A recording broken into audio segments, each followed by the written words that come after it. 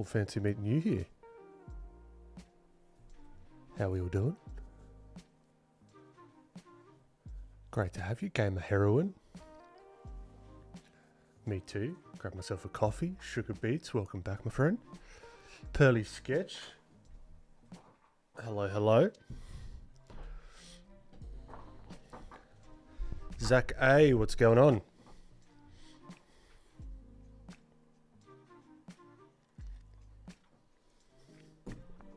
Ooh. All right, how's the audio levels, the sound, the music, everything? Everything's feeling okay? Do let me know if there are any issues on your end.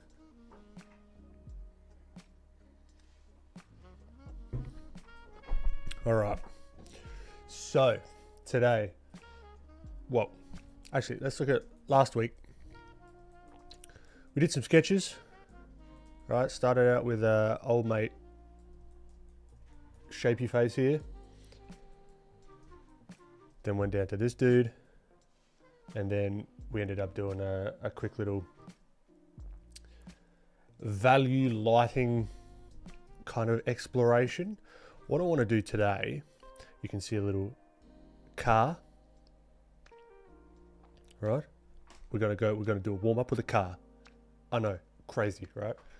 But I want to focus on local values and come back to this fella and color him in maybe even more of like an overcast lighting setup.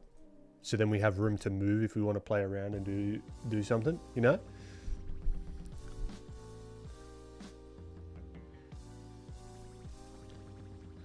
The sound of hair, and I hear sounds of music. Fantastic, it's working good then. Spooky Emmy, what's going on?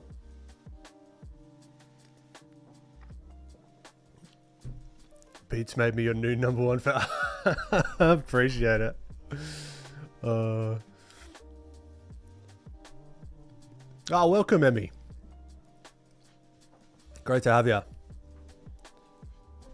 Just got a book about automobiles. Nice one. All right, so what I'm going to do is get myself situated here.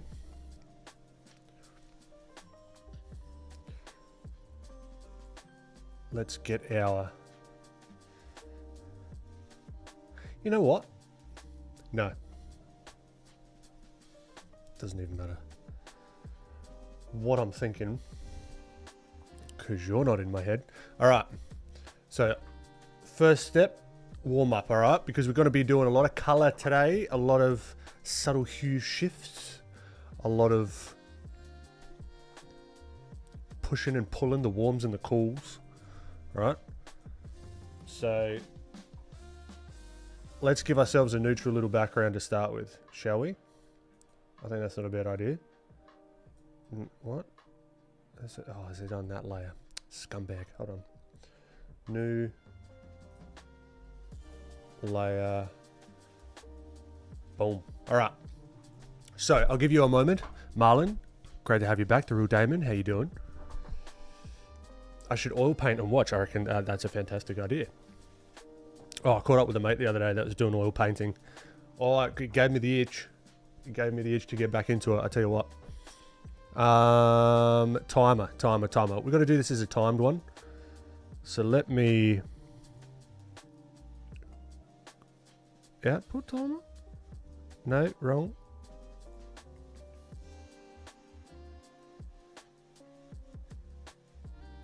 Where's my bloody timer? OBS, you scumbag. Okay, it's here. All right, no, it's my fault. I'm the scumbag. It's not OBS's fault. All right, so we're going to 15 minutes. I reckon is a good little starting time. Okay. Oh, Alucinado, Lucy, how you doing? Great to have you back, Mateus. Hello from Brazil. Hello from Australia. Sarah woke up early just to draw. Legend. Absolute legend. Okay. So we've got 15 minutes on the clock.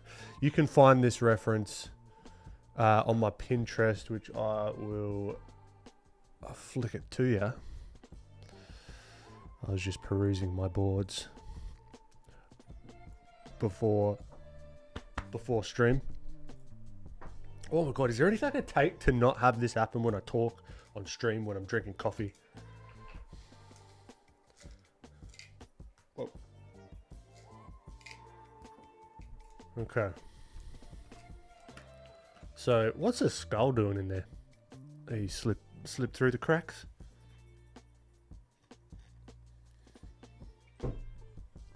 The card does look like a bee. I'll give you that. I love a good yellow. Yeah, we'll sort you out later. Copy that, whip it in chat, and away we go.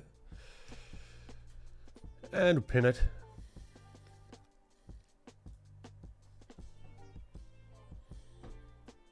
I think we should be hunky-dory. Alright, so today's focus, color, subtle hue shifts. You painted a car? I want to do some oil paintings of car, but just like the ones that I'm doing here. Like the little stylized kind of things. You know what? Maybe we do. I feel like I want to do, this is just off the top.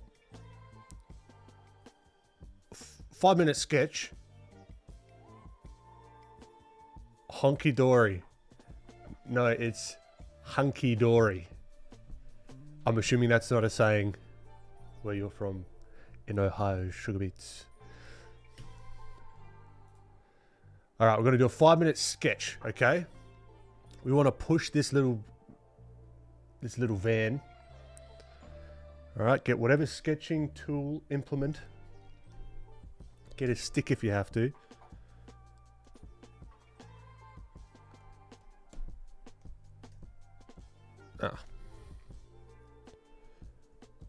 And we're just going to sketch it, all right?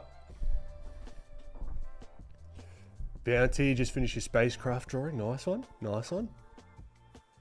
In Ohio, we are all sugar beets. Them fighting words.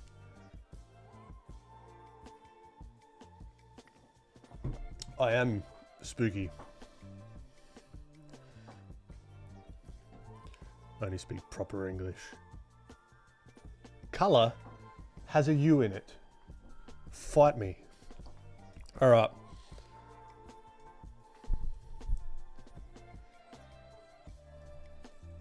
Let's start the timer. And away we go. Let's get this background out of the way. Nick off. All right. So, what have we got? It's a box. It's a box. We don't fight, only kindness. Well, then kind me then. I don't even know what that means. It sounded a bit weird. My apologies. All right. So, what I want to do, I either want to hot dog it down and like squash it out, or I want to like squish it. Just, all right. So I think I'm going to squish it. I'm going to condense it as if it's like a little piece of van sushi. That's the vibe I'm going for.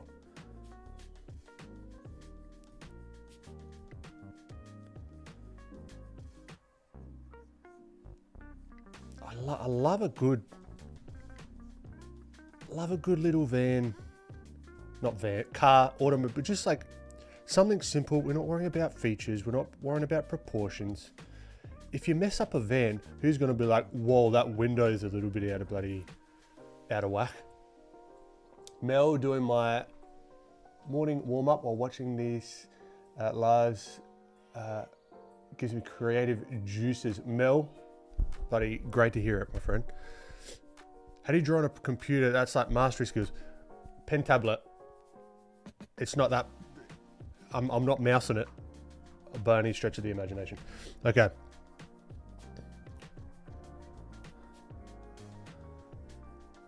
All right, I'm going to stretch it. It is a good little, I'm going to do like tiny little wheels.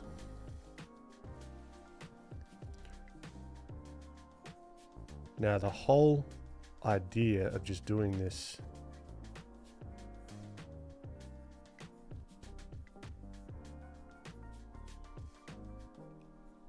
on what was I saying? I can't remember.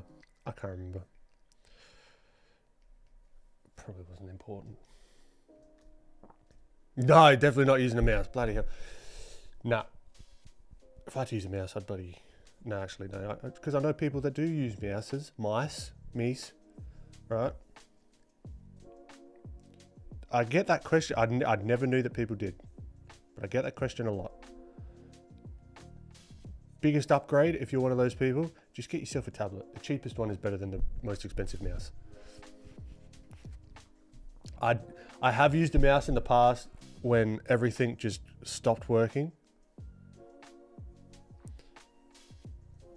But that was not fun. And that was not ideal.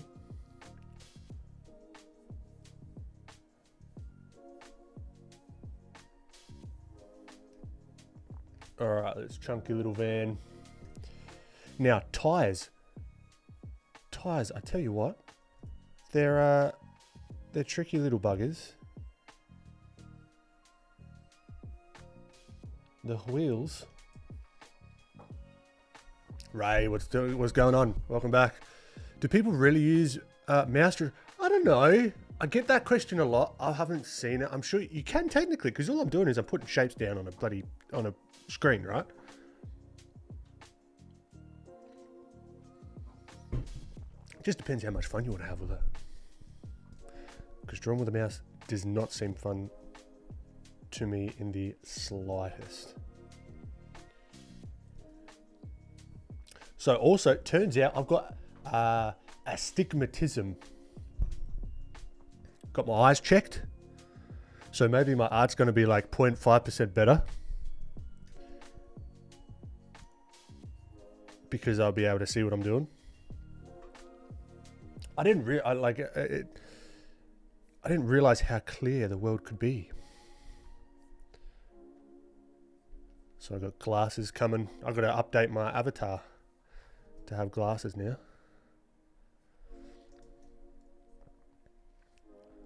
So apparently astigmatism is pretty normal. Like, it's not like a crazy thing. It sounds scary. Because I didn't know what it was. I was like, oh Christ, what's that? I've got like an oblong shaped eyeball, apparently. I'm a big fan of a non-screen tablet because it helps with my posture and my budget. Two fantastic points there. Up until last year, I used exclusively just a non-screen tablet. So it's definitely not necessary for doing stuff. I just fell in love with this when I went to the old United States last year. I used this a lot, and I couldn't go back because I'm like my posture. Like I'm standing up here. It just depends how you flip it up, you know. And yes, I know the time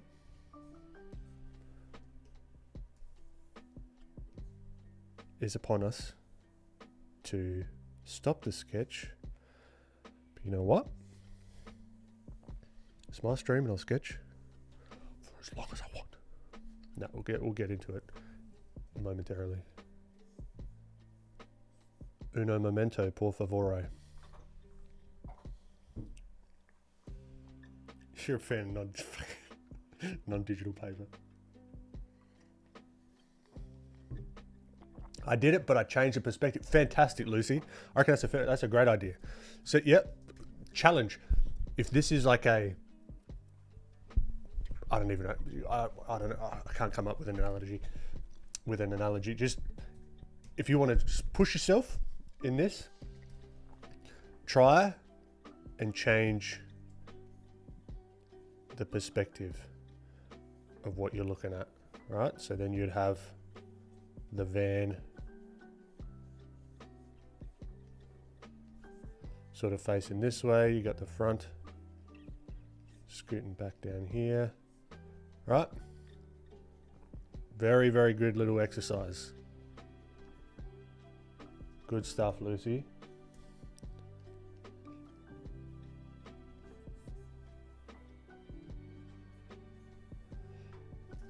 Lucy reminds me of, not you in particular, but the name. 50 First Dates. Best movie possibly ever made. Alright. So yeah, and then if you want to get crazy, you could do like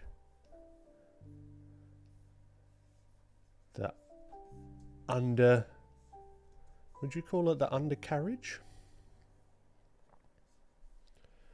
You can then like change it up.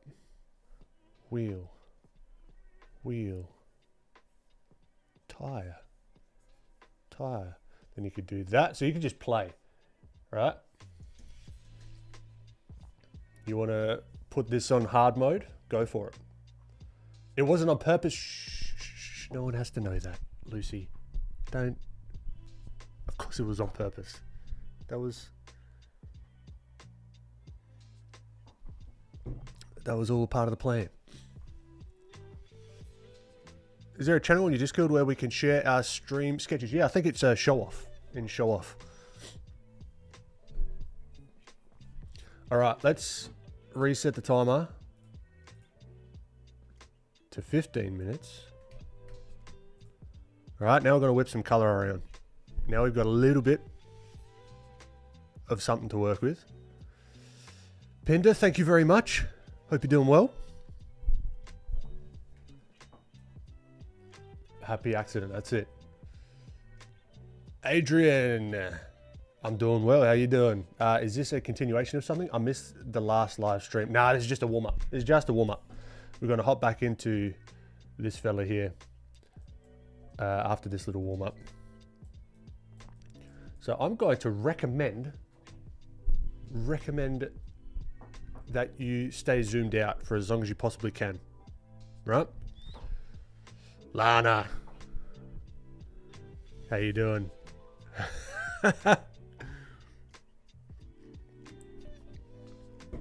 Go to sleep, Lana. Sleep is mucho grande importante. That's not a language. That's just.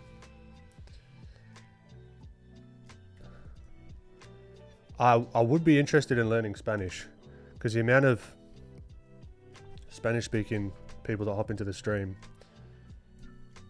and in like comments and stuff, it's pretty cool. All right, so when we're ready, we'll hit play. I'll give you 30 seconds. Okay? Whoa, no. Stop. Reset. Okay. Now you got 20 seconds. Martin. Hola. Mi amigo, por favor. Is that my friend? Thank you? No, por favor. What's por favor? Pranav, thank you. Importante! Matei, I'm just not bad for a guess, hey? Precioso español. Precioso, what's precioso? Por favor means please. Okay, cool.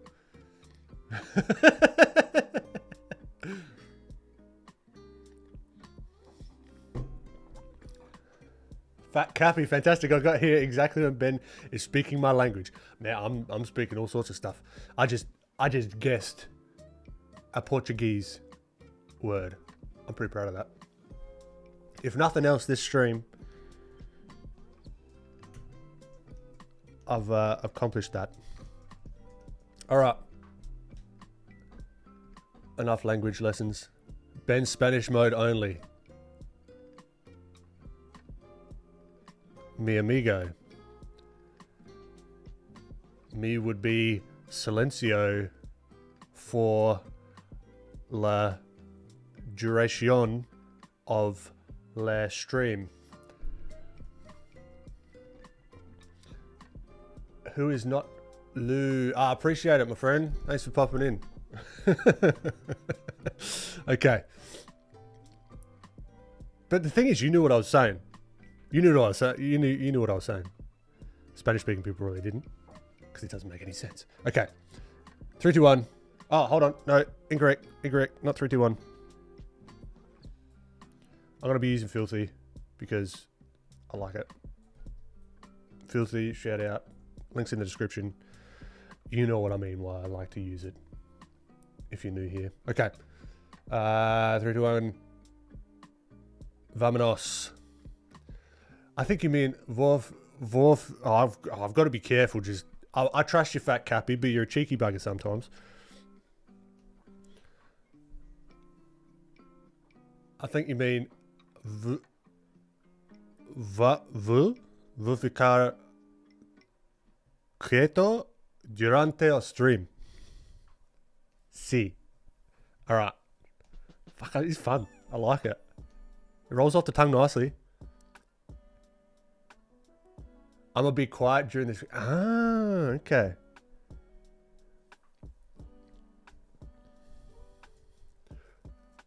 Fantastico, mi amigo. How do you say thank you? Actually, I can figure that out. What's that? Thank you. I can't remember.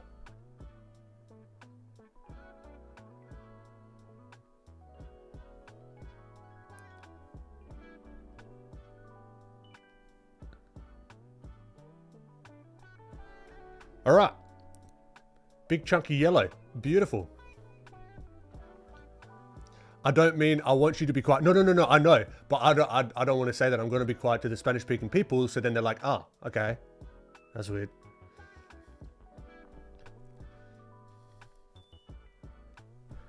I feel like my voice, for some reason, when I try and speak Spanish, like my voice gets deeper.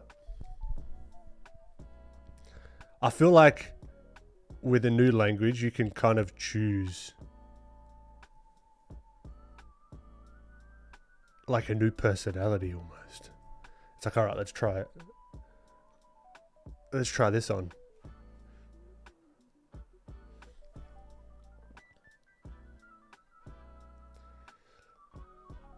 Isn't it Danke?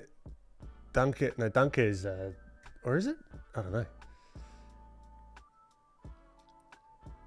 Obrigado is, that sounded Italian, that one. Obrigado. All right, so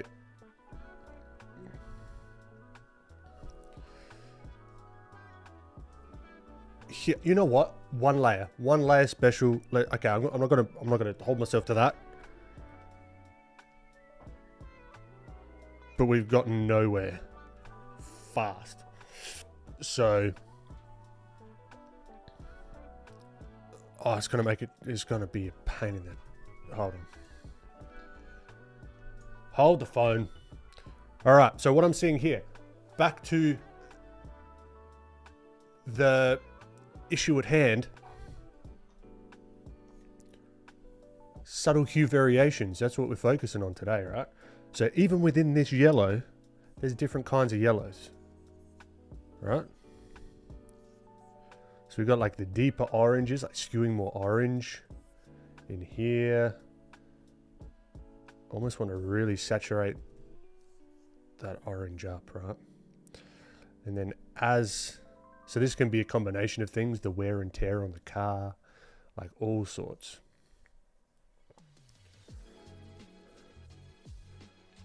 Squinting down can help as well. Now, it looks messy as. It looks messy as right now.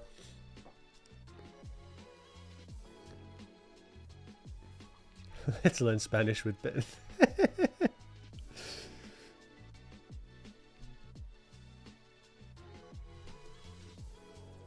All right, so we can really push however far we want to go. We can push it. Get out of here. What are we doing? Filling the whole thing. Right? That's way too bright, but you get what I'm saying. You're picking up what I'm putting down, I know. I know you are. All right. So we've kind of just completely nuked the whole tire thing. What I'm going to do is I'm going to focus now on the darker parts. Have them on a separate layer. I lied, I'm going to do it on different layers because, I don't know. Because that's what I feel like doing. Alright, so we could even just, if we're careful enough, get like the whole selection here. And then we can paint and draw within. I think that's not a bad idea. Alright, we've got this layer. Yeah, let's mess it. Yeah, let's mess around with this. Let's mess around with this. So we've got the blues on the top here, but then way more turquoise, way more saturated. All right. Why this kind of looks appealing is you got the. All right. Someone in chat, give me quiz time. Quiz. Why would this blue look appealing?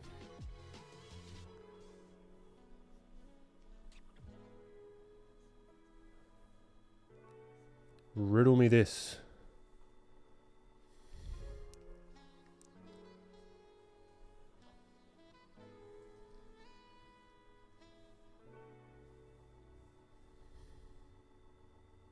Complementary. Bang on, Lucy.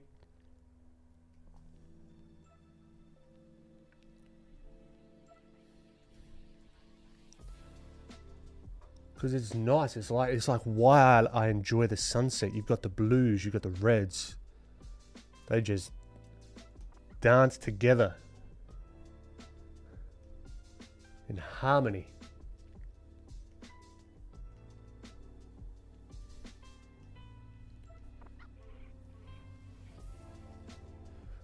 Alright, so we're just laying down more of just like ideas of what's going on here. We're not trying to be perfect.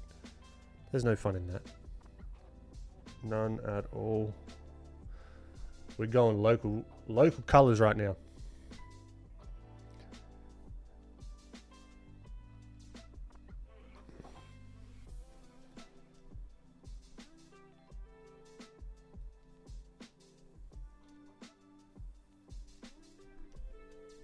Now I'm getting way too finicky. We've only got 7 minutes left. All right, so let's get something else going. So that was the windshields.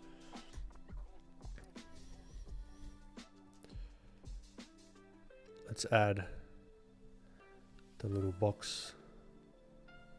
boxes of the headlights. Now this will start to come together. There is a point in a drawing where it just clicks. Or it doesn't, and then you're frustrated for the next 3 hours trying to figure out why. But at some point in time,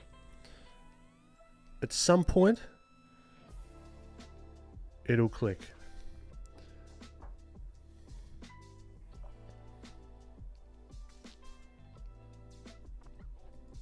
Believe me, I've had many an hour, day, week, not being able to figure out why the frick does this thing look weird, you know?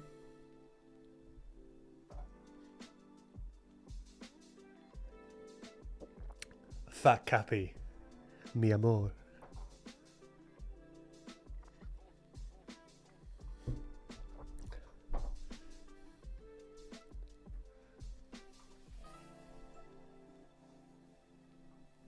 This morning I was dreaming I was flying in an airplane. It was very blue. You're braver than I in your dreams. I have this recurring dream. You know what? I'm going to stop myself right now. I'm going to stop myself right now.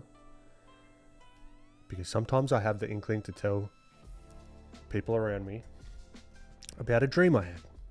And then I think, now I'm not talking shit to you, Lana.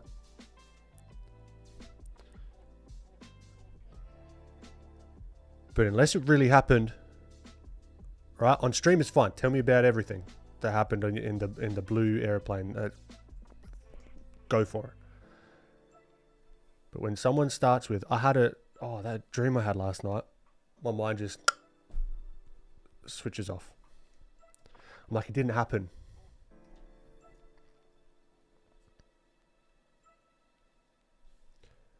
and that sounds terrible. I know.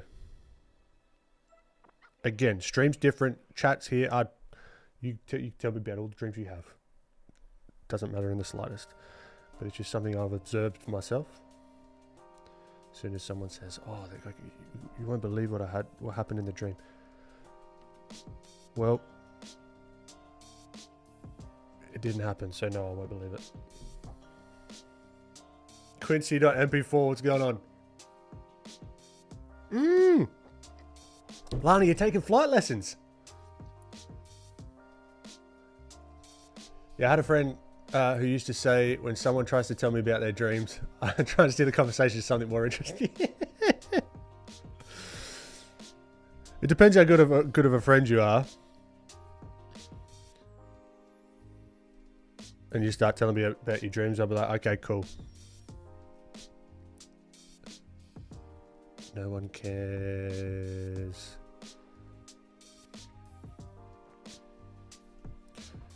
But if you're an acquaintance and you don't get the humor, then I'll be like, oh, wow. No way. Get out. Can you repeat? Can you tell me that again? I sound like such a dickhead, don't I? All right. So we're getting somewhere. Quincy just hit 1K on YouTube. Bloody everyone claps for Quincy in the chat. That's a bloody great achievement, my friend. Well done.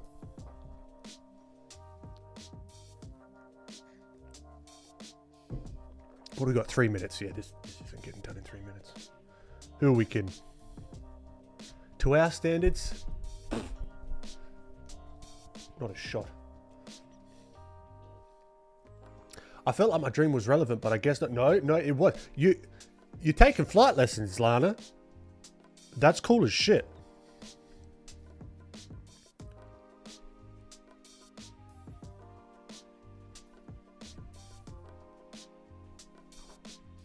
You're a braver person than I. I'll tell you that right now.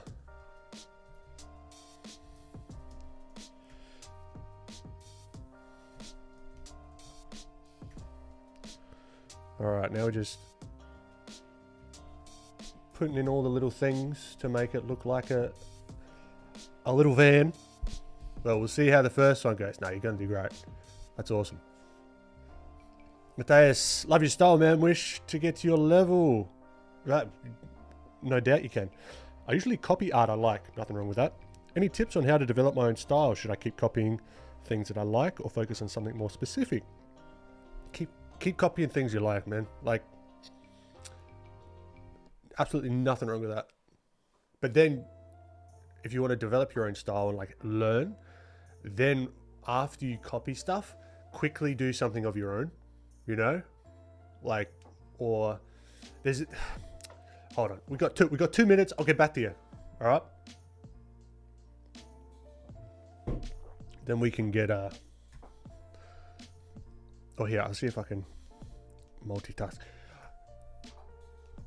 I don't know about you guys, but multitask, anyone else that streams and draws, I do have a hard time keeping on track. Because my brain's like, this hue, that hue, value, lighter, darker, lighter, darker, lighter, darker, question. Think. Don't sound stupid. Answer. Lighter, darker, lighter, darker. Oh, that's too warm. That's too cool. Blah, blah, blah, blah, blah. It's like a fucking... It's crazy town in here. Just watch your YouTube on drawing the head. Blew my mind. Siren Pulp, you're a legend. Thanks for popping in.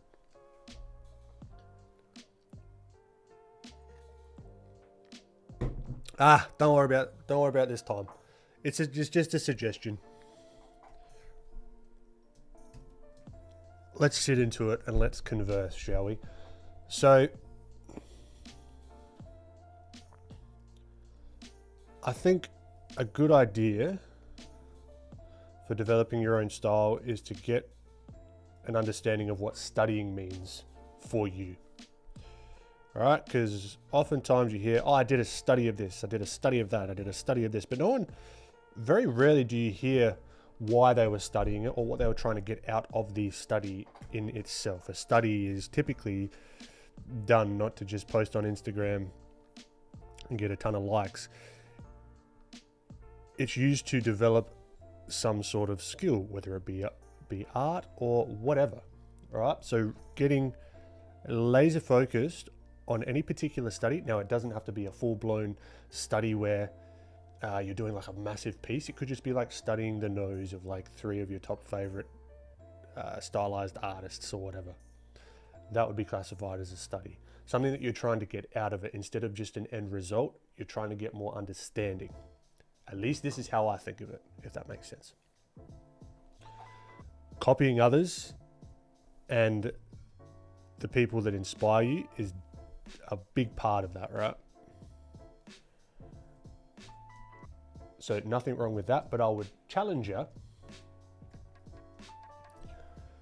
to, next time you're thinking about copying an artist, because you could really switch your brain off and just copy something, and then you come out with a wicked piece at the end of it, and then what did you learn? Your brain was switched off. You know what I mean? Blutz Art, where do you buy your glove? You buy this one at any sports store that have boxing gloves. Then, assuming you have a pair of scissors at home, cut the 2 fingers off and just leave the thumb floppy if you want, or cut the thumb off. There you go. That's what this is. This is like an inner glove of a boxing glove. So yeah, Matthias, does that make sense? Hope that makes sense.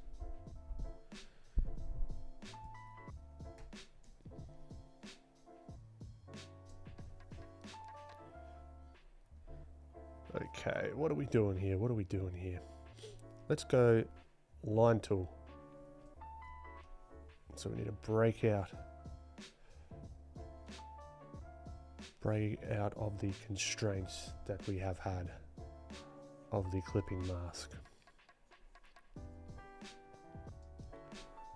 Now we've given it a bit of dimension, which is cool. Some more accessories.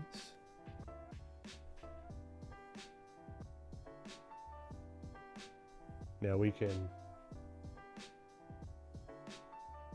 keep this super simple. Maybe make it a little bit on the wonkier side because it is a little stylized kind of dealio, you know? But these need to connect somewhere. What I want to work on, even just like personally with character stuff, is making it feel like it works. Like the things, like it. Let me clear up my explanation. If I'm putting something on somewhere, I'd like to make it functional. You know what I mean? If we're adding a backpack, we're adding like a whatever. Why are you doing it? One in the first place. 2, make sure it's functional, not just put like a pocket on a random spot because that doesn't work. Does it make sense, you know? Pranav, I really like your shape language. How do you improve shape language? Any way to practice it? Kind of what I said before, like get artists that you admire, right? And then see if you can reverse engineer why you like them, because everyone's going to have different tastes, you know what I mean? So that's going to be specific to you and your aesthetic sensibilities.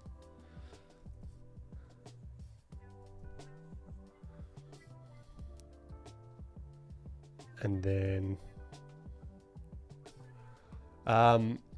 once you've identified that, what it is that makes their shapes look the way they do, you know what I mean? And that's not just going to be like, oh, let's look at it. Oh, the shapes are cool because so-and-so does more triangle ears and so-and-so does more square jaws. No.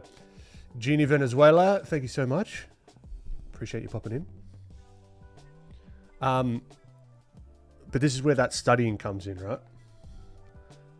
You could just do some studies, some copies, some explorations of like 3 artists that you really like their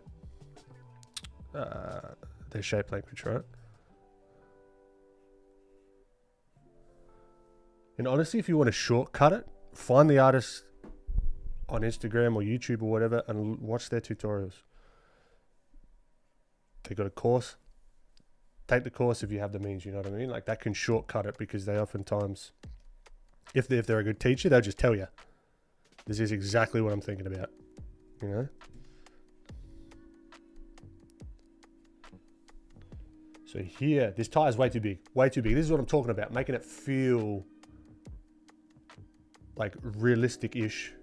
Well, it's just got to make sense. It'll be nice to make sense, because these are teeny tiny little tires here, right? So we've got to add a little teeny tiny little tire at the top.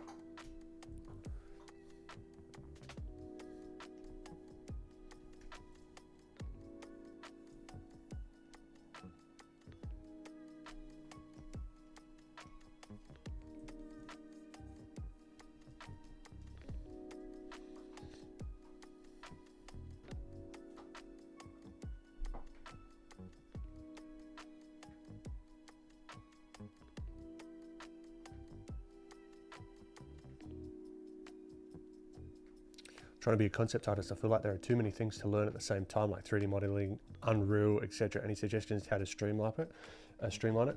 I would focus on one thing at a time, and then as you, mind you, I'm not a concept art, like I'm not working in a studio or anything. I never have. I never really had the firmly mum Suzuki Carry. Yeah, it's a cool little band. I'm just saying what I would do. I would almost do project-based learning. Start learning things in context of something. Because if you're just like, all right, Unreal Engine, you know what I mean? It's a massive thing. In what are you trying to do with it? So I'd almost try and make a small project to begin with, small little sandbox that you can touch different parts of it. It's like, all right, maybe it's 3D modeling. Maybe I'm going to do a car, which is a very simple geometric shape. You know, I'm going to model a car, right? And get it into Unreal Engine, boom. All right, project one, that hits two things, the modeling and the engine stuff. Then it might be like, okay, maybe that's too tricky to begin with. Let's just start modeling the car. All right, maybe that's too tricky. Let's just start with the tire. Okay, so you could really like cut this down into like super small pieces, but doing it as like a project-based thing, I think for me at least, I learn better that way, because you get everything that you're trying to do and everything that you're trying to understand is in context to one another. So your brain has things to hook onto and remember, because it's connected to other things. If that makes any sense at all, I hope it does.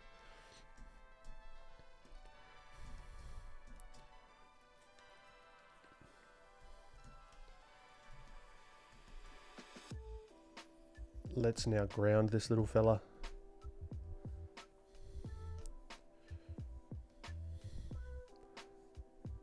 I feel bad neglecting these little cars because there's so much potential in here. They're so cool looking. But then we only give them so long in the stream. So sad. I appreciate it, Mateus. Then try creating something from my own just for fun, no rest. Just to see what comes out. Yeah, but also not just to see what comes out, but actually try and apply the things that you've learned onto your own stuff as well. And that's going to be the fastest way to have things click, if that makes sense.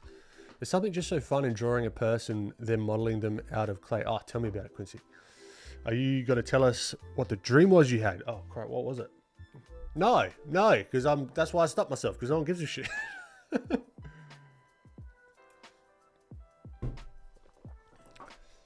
Brew. How long do you study every day? Not long enough, my friend. These Mondays, as of late, have been my only study days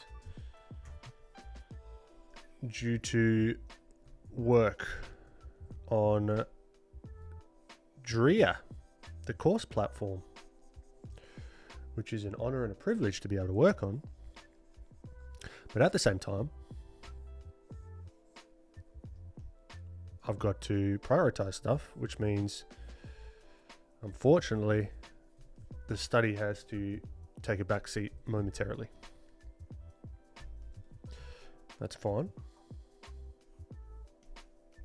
I'm going to be hitting the ground running very soon.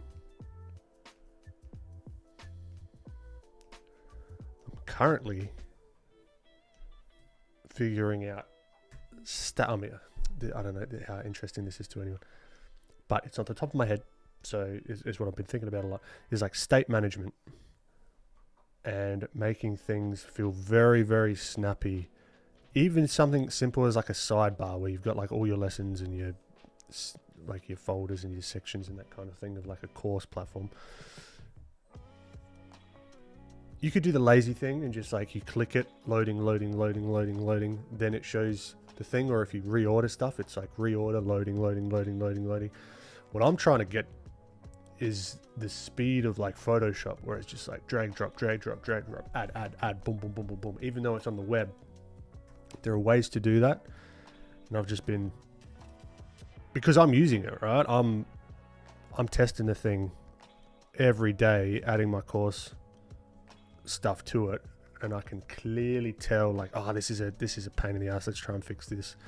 Let's try and fix that. Blah blah blah blah blah. So that it just takes time.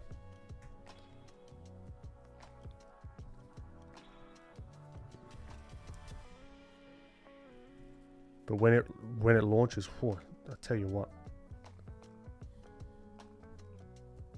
I've already got to be. I'm going to be using it. I will already have been using it for a very long time. So you better believe it'll be pretty cool. All right, look. Oh, I want to keep going. I really want to keep going. All right. Biggest bang for buck. All right. Biggest bang for buck.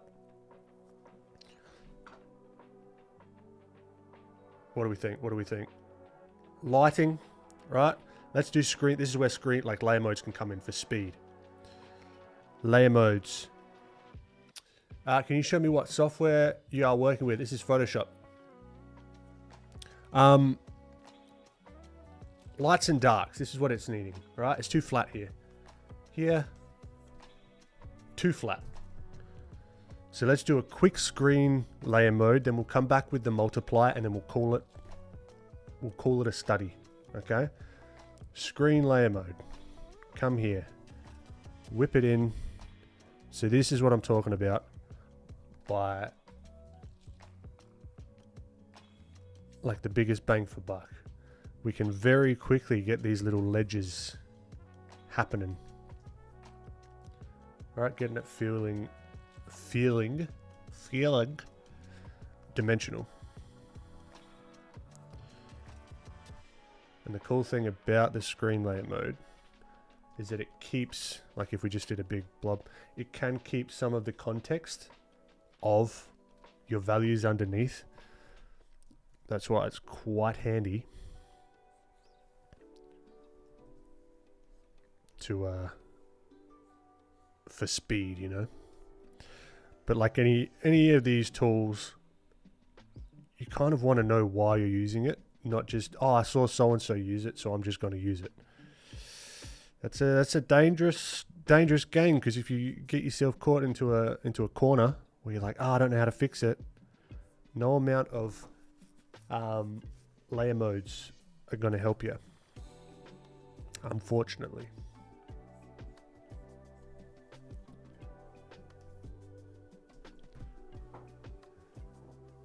Do you have any tips? Secure, how you doing? Do you have any tips for proportions? I struggle with those a lot. It depends what you're drawing, right? Really depends. Proportions, when we're talking about studying like 1-to-1, it's a measurement game. That's all it is. How good can you measure?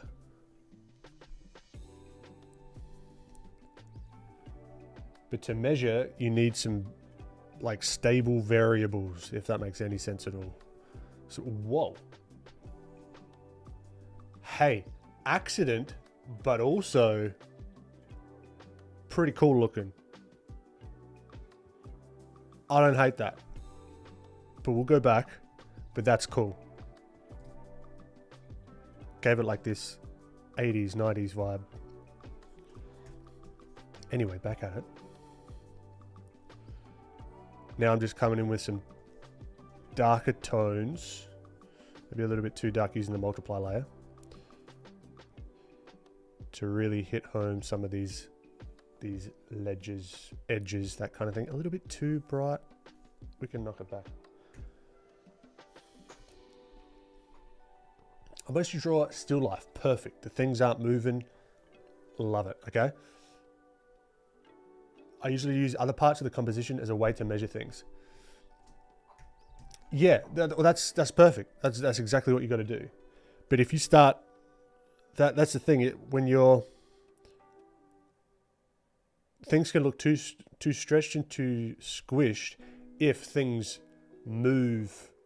Like if you get the first measurement wrong between like one thing and another, and then you judge the next thing off of that, and then you judge the next thing off of that, ongoing, then those compound, if that makes sense. So if you're too short in one area with that first sort of measurement, if you're too short and then you measure the next thing between this and this is always going to be too short, you know what I mean? So it's like, that's why like a block in really helps, getting the proportions as a whole to then continue on versus going from one section to another to another. I hope that makes sense. And it's hard because I'm not seeing what you're working on. There's Aria. Thank you. Thanks for popping in. Okay. Back at it. A little bit of a cheeky multiply layer. Give us some dimension here. Let's add that light at the back.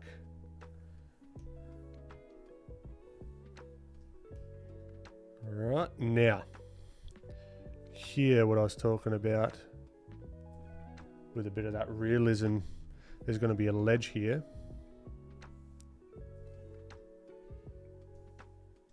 that we can add in, and then we can come through here and make it look like these poles aren't just sticking out from nothing, you know? Look at Will Weston. Will Weston, I like his stuff.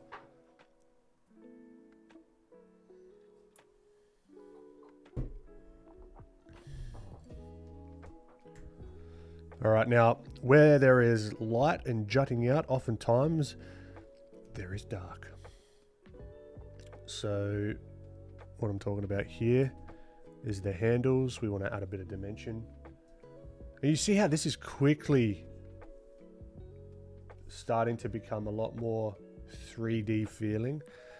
It's just the illusion between the lights and the darks. That's it. I mean, it's simplifying it a lot, but at its core, that's what it is, you know?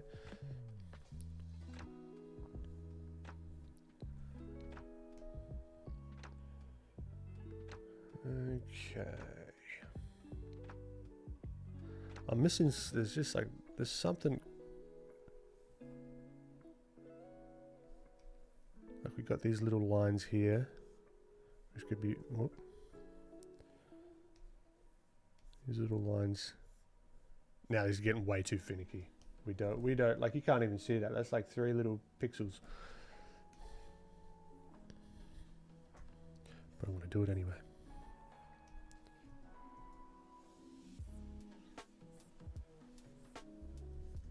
All right, look, that's fine for now. Actually, no, last thing. Hold up. I would like to add the trim around the windows.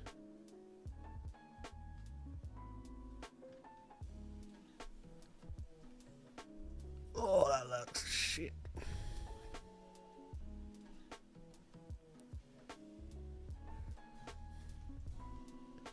Because you know why it doesn't look quite right? Because it's stark black, and doesn't make sense here, right?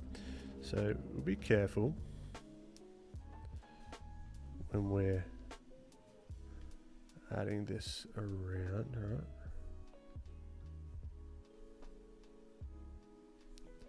And then we can come through and fix that up and add.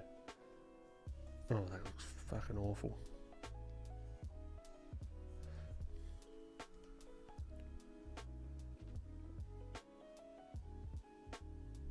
Because even this trim, right, it's got dimension to it.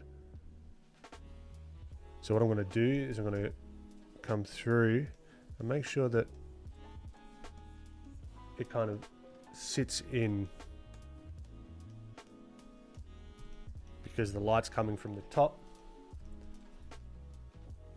And then I'm going to go here, merge it all down.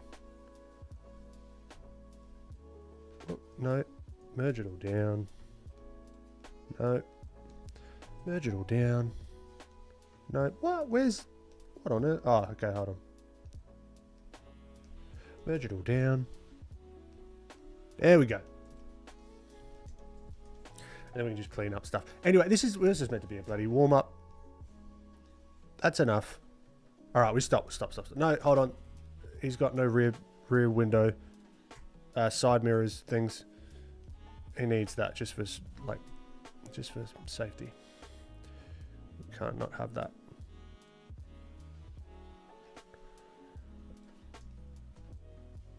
And even though this doesn't make much sense, we see a little bit of a peak of the other side, okay?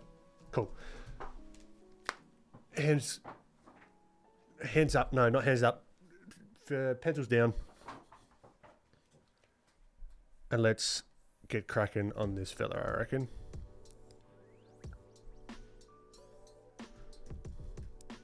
I might do a quick cleanup. And I'm just going to go, right? I'm just going to go. Local values, boom. I realized I forgot to put side mirrors in my wall, but I do that. I miss stuff all the time.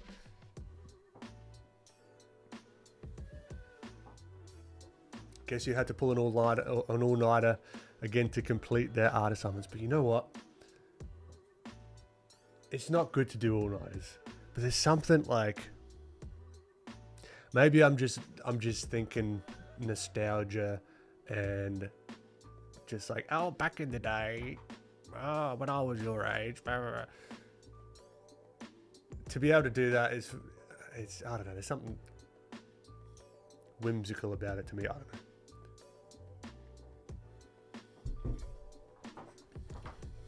don't know. Hands up. Okay. So let's just add, where are we? Let's add a bit of clarity to this fella. So when we do go to, oh, so little pixels. Too small.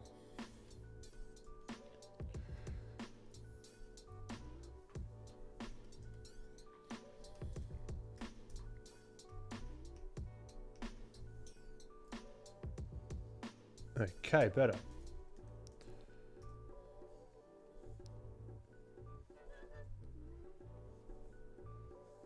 Let's just do a sneaky little go of the line work.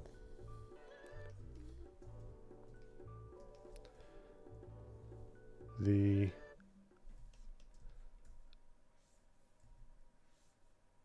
T intersections. The in fronts and the behinds.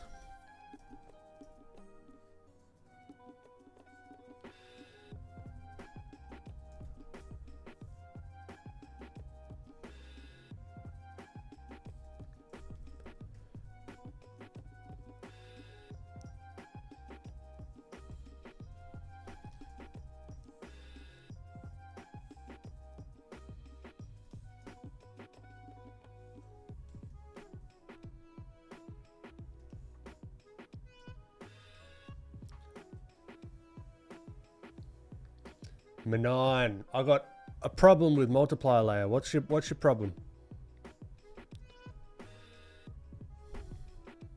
Speak to me your problems with the multiply layer. Now if we wanted to, he's really like that kind of vibe. I don't know if I want to go too like close to the reference, but I'm just exploring.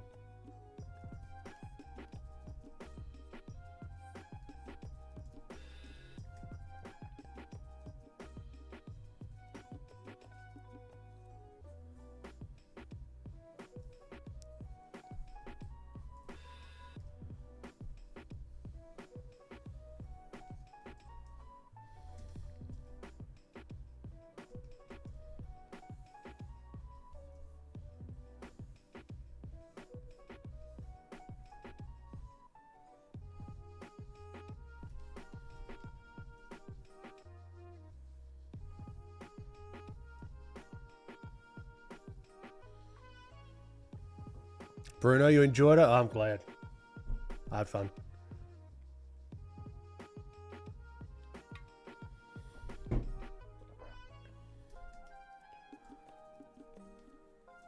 Okay, so let's make sure we're hitting all the key points. He's grumpy about something.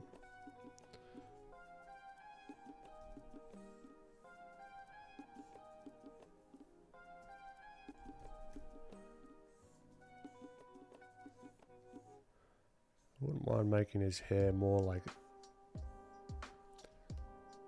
chunky, maybe like that. If that makes sense. I don't know.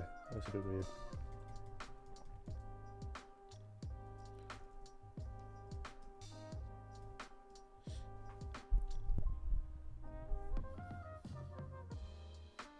I don't really know what the difference is or the purpose of adding shadows. Well, shadows give things a lot of dimension, right? If there's a shadow, that means there's a light source.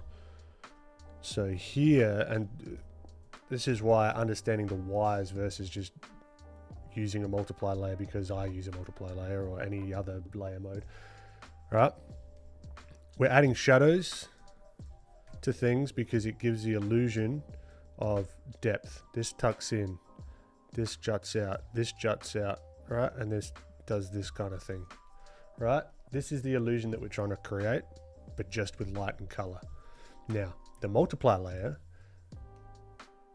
is fantastic because instead of just using a darker shade of the yellow, let's say, on like a normal, right? And then we just make it darker, right? It kind of muddies it out. It's a little bit bleh. You can, which I recommend you do, try and manually choose your colors, right? But multiply layer, the one benefit of it is it keeps context of your underdrawing, right? So it can darken it, but you can still see. It doesn't knock out all the details of everything. So if we wanted this to be, I don't know, 1/2 inch shadow, right? For whatever reason, we could do that fairly quickly, and then we could change it to more of maybe like a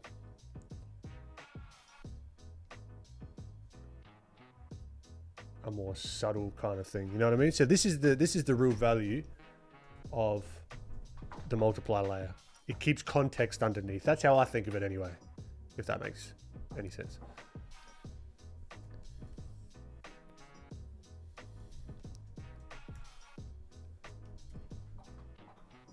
I don't understand the rotation of the drawing. Does it allow me to see the areas in a sketch in some way? 1000%. Yep. The rotation helps me see mistakes, because if you're looking at something for ages or like a long period of time, you just get used to it.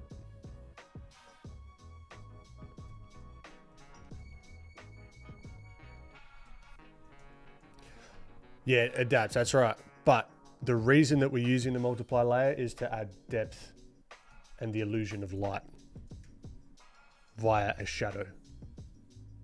You can use multiply layer to do other stuff as well. The way that you get there, like the multiply layer is just the way that you get there. Understanding the reasoning behind why you're doing the thing is the most important, because you can get there just with normal layer modes as well.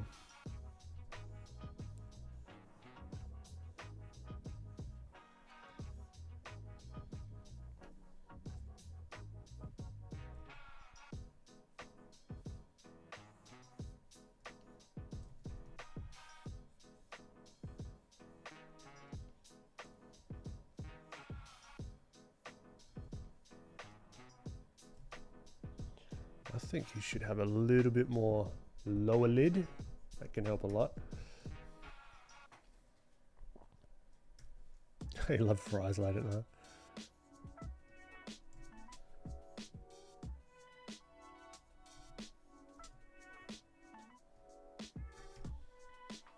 Nah, no worries at all. I love to overlay several layers of shadow with multiply. Sometimes I vary the hue. That's a fantastic idea, Lucy. So do I.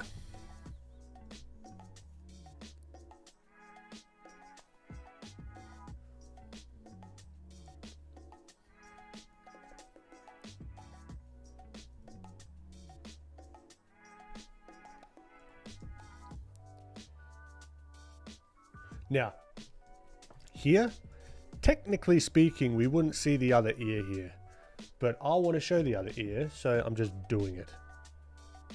All right, because if we were to really measure this all out, like this head is like a cylinder and blah, blah, blah, blah, blah, and this is where this ear is going to be. This ear would be like scooting back here. You probably wouldn't see it at all right? But it's my drawing and I do what I want, as it is yours as well. So don't feel like you have to make everything 1000% realistic. I mean, it's a freaking stylized character at the end of the day as well, so he kind of reminds, yeah, he does a little bit. I think maybe because I added the freckles, that kind of gave him that, a little bit of that vibe.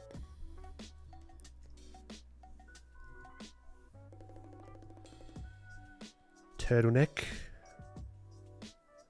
We're not turtly enough for the turtle clip.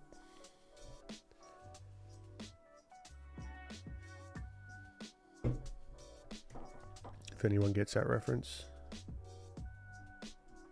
good on you.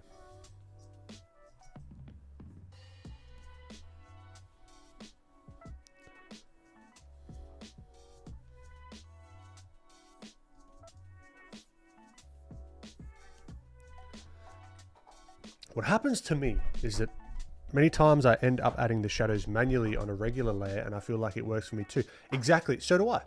So do I. Oftentimes, the multiply layer is just a starting point, and then I'll come back through and paint on top. You can almost think it like from a traditional standpoint, it's like glazing over a painting and then repainting over the top.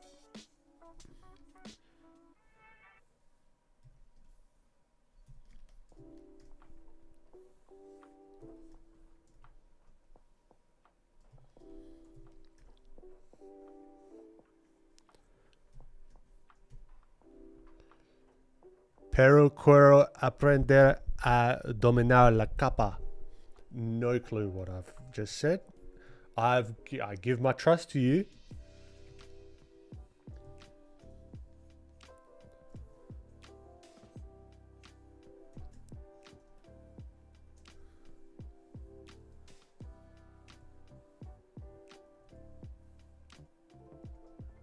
But I want to learn to master the layer. What? She want to learn how to use it. Okay, I get you. Yeah, well then, yeah, try it out. But again, at the end of the day, you're using it for an end goal, right? But yeah, the big benefit of the multiply layer is the context that you get to keep underneath, if that makes sense. How you find Lucy? It's hard. It's so hard to tell with the avatars, their names. My art assignments are finally complete. Bloody legend. Congrats. All right, I'm going to be back in 5 minutes. Nah, let's make it 2. Back in 2 minutes.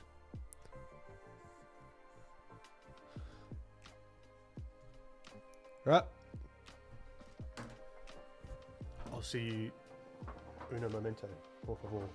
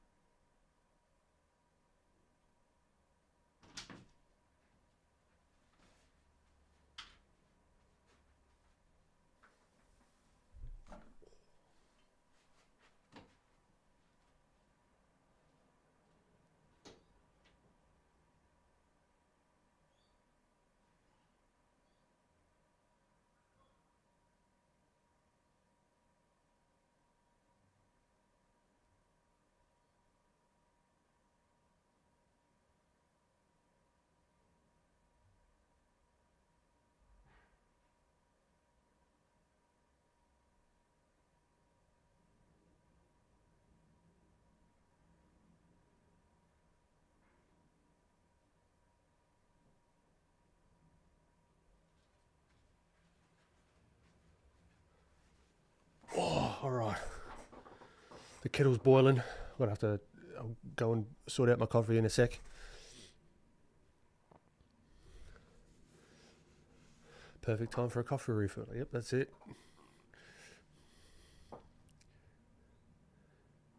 ¿Quiénes hablan español por aquí?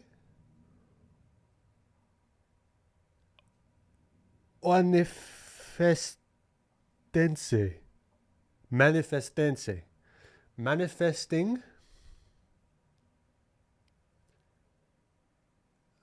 Hablan español. Speaking Spanish. Maybe? I don't know.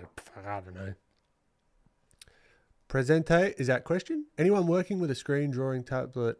Quick question. I also work with a screen drawing tablet. Do you set yours to 100 brightness? Mine came by 50. I guess it's up to you, you know.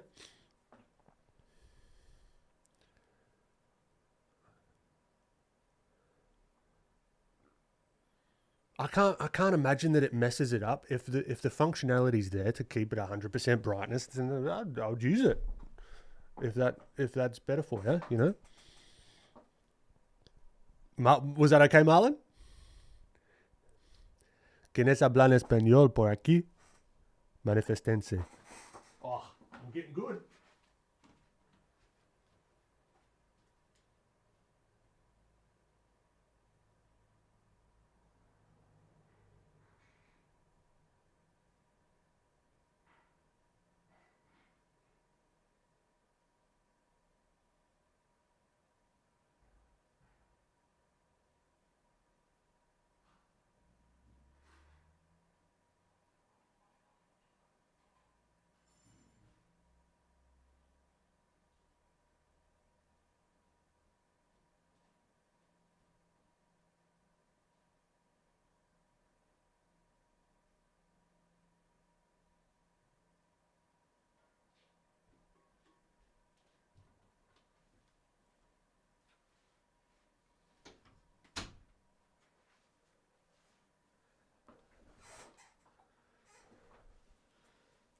The pronunciation was okay, was it? Nice.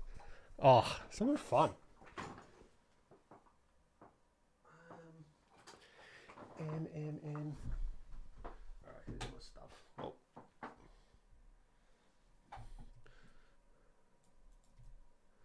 I still don't know what I said though, but as long as I said it right. Okay, I've got to.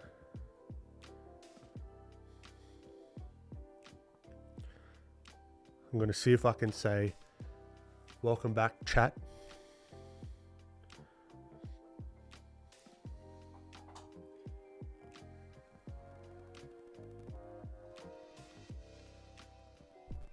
So it's in Spanish, right? Welcome back. No. Translate.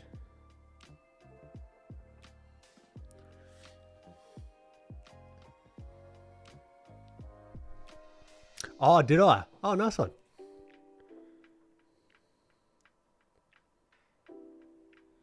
Okay. Welcome back, chat. Hope everyone had a good break. Let's get back into it, shall we? Okay. Here's the thing, some things won't translate.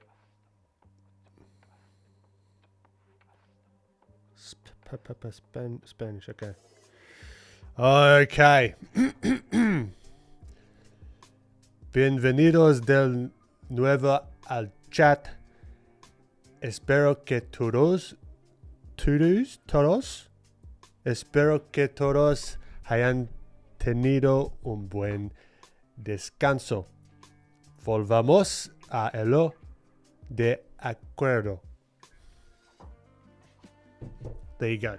We're back. We're getting into it. Let's have some fun. You can't translate Australian to Spanish. It has to be English to Spanish. Yeah, I know.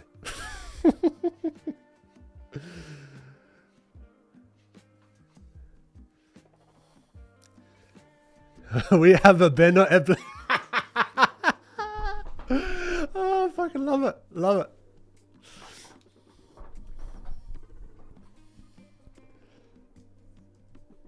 Gracias a... Is it de nada? If I'm honest, de nada I remember from Dora the Explorer. Is that thank you?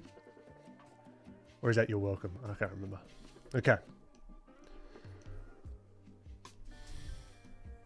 Now let's stay zoomed out here, all right?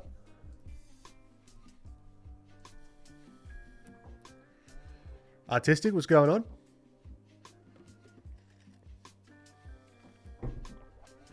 Thank you, Marlon. I'm Slavic Croatian specifically. Man, you are doing an all-nighter, yeah. It's like 3 a.m. Far out. Tremendo Wacho, Gustavo.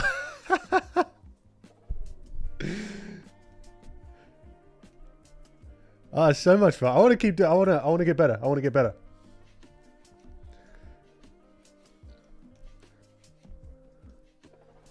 We create like a full separate channel.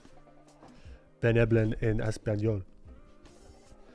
Okay, so what I'm going to do here, we're going to focus on local values, right? We're going to focus on color variation. And we're just going to play to begin with. I'm not worrying about the lights and the darks. I am just going to start whipping. Actually, first what I'm going to do, let's just add in the shape.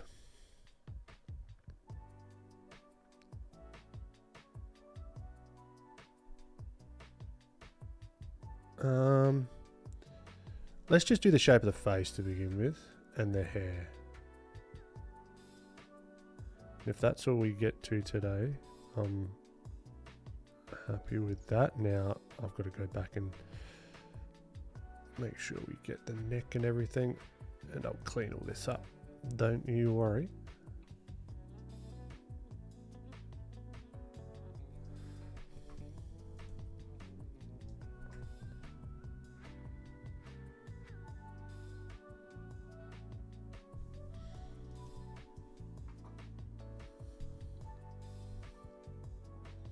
Learning other Slavic languages isn't as difficult if you already know one Slavic language. Oh, interesting. 4 a.m. with French fries. Bloody legend.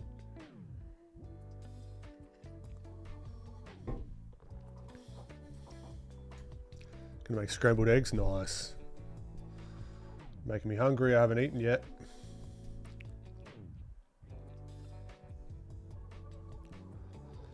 Something completely random this week. I got myself a... Like I like cooking. And I got myself like a knife sharpener. Like a whole little kit thing. It's this little thing.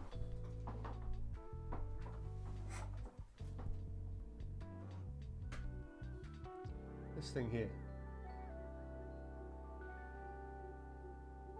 It is. Sharpening knives is so bloody good fun. There's nothing worse than a dull knife. Actually, it's more dangerous to have a dull knife when you're cooking.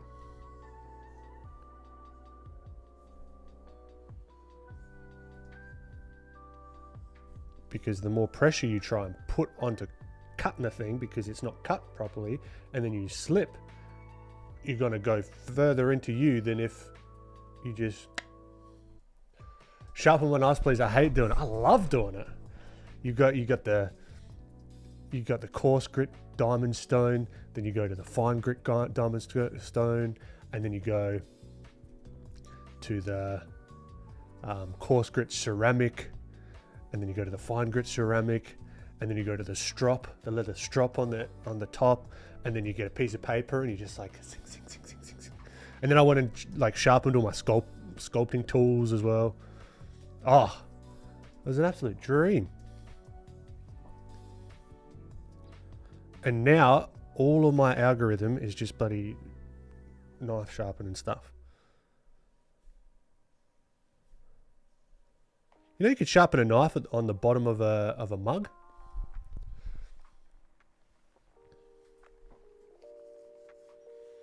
You don't eat not typically. Just out of habit, really, not for any particular reason. Okay, now we've got something to play with. Let's start throwing in some local values. See, this is where I've still got to figure out a cleaner way of explaining local values. Because I know what I'm talking about. But half of this content stuff and chat to you guys is figuring out how to explain it.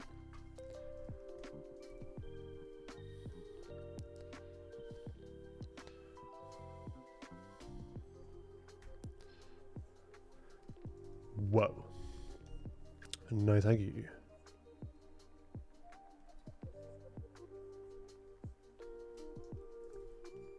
Let's keep it there.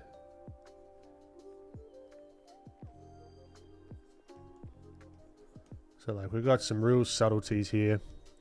Just adding in some variation in the forehead using the filthy plugin. We can scoot the variation a little bit as well.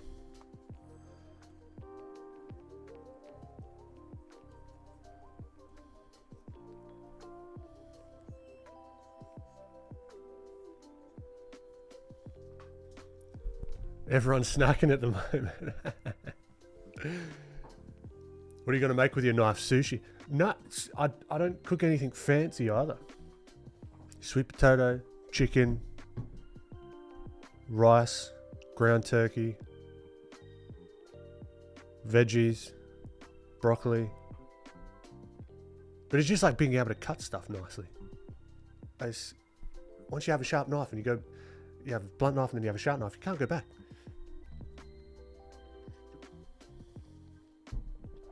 Ross W, how you doing? Catch you later, Bruno. You have a good one. Thanks for popping in.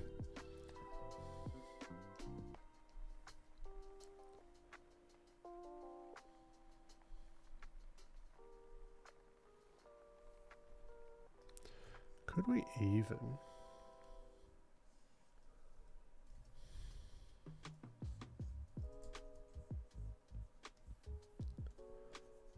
Try and like do like layer this up, you know?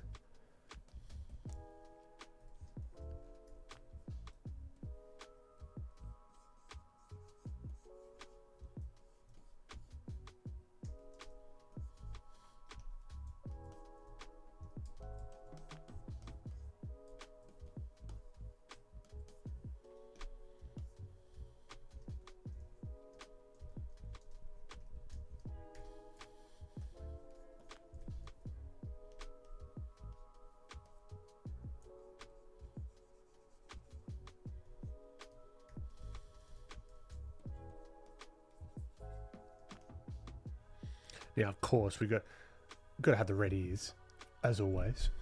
You can cut a pineapple and a squash, and oh, I've got a pineapple in the fridge. Thanks for reminding me, Lana.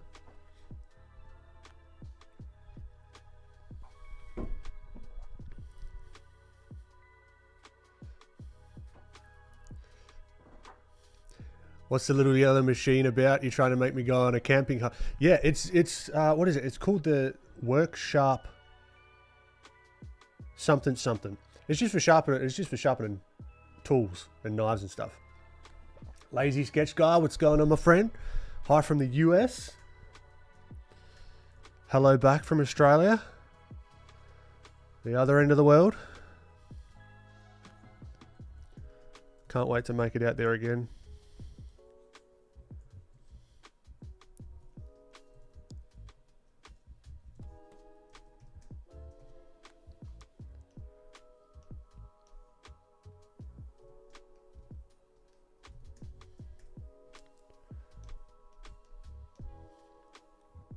I think maybe we can pale him up a fair bit. Maybe. I'm just trying to, yeah, I don't know what I'm trying to do if I'm honest.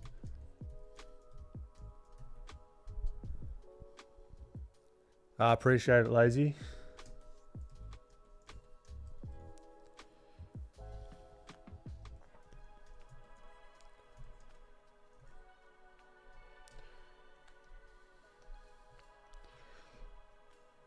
Think I'm missing something. Yeah, I just mentioned a couple of minutes ago that this week I went and got myself a knife sharpener. Something completely just it doesn't, something completely out of the blue.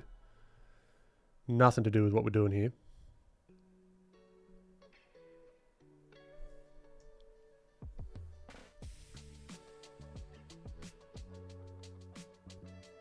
Now this guy could be in like snow area, maybe. Guess whose YouTube channel I found this week? Who did you find, Lana?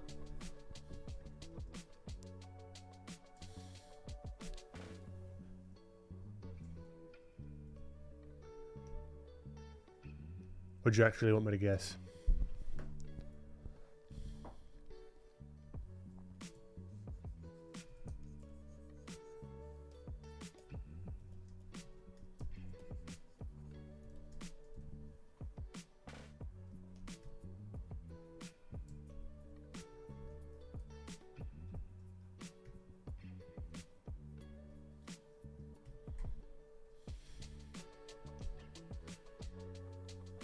Ah, Christian.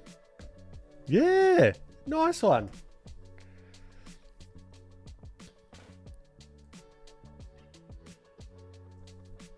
Oh, that's great. I actually just got a message from him. He's gallivanting around the East Coast at the moment with Slew. I'm pretty sure. They're bike riding.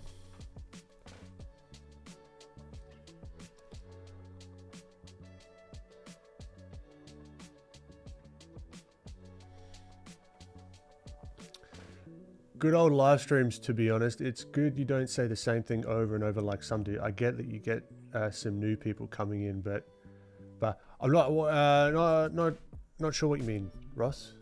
So it's good.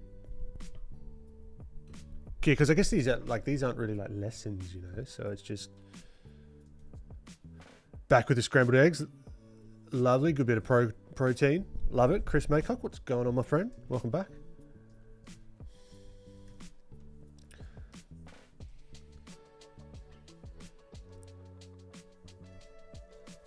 Okay, Quincy, you're making me hungry. Enough of that, please.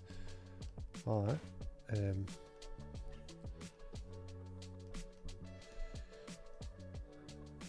I might do the same thing when we get off stream. It's a good idea. All right, so I'm trying to push the... Yeah, let's make him bluer. As if he was like out in the... It'll make sense. It'll make sense, don't worry. It'll make sense. Have to repeat yourself. Yeah, nah. I do something like you can't help it, right? But honestly, this is like 5% of what I want to do with the stream, you know, eventually. I don't think I'll stop doing like the chill streams like this, but I'd like to explore. Also, quick tip I've been seeing, because I've kind of been not out of the game, but I haven't been posting very much, but I'm still keeping my finger on the pulse content wise. For those that are doing reels and shorts, something that I've noticed is showing like a real quick brief like glimpse of the final product before you go into like the time lapse or whatever you're doing, instead of just starting with a time lapse. Those have been seemingly, well, those seem to do quite well.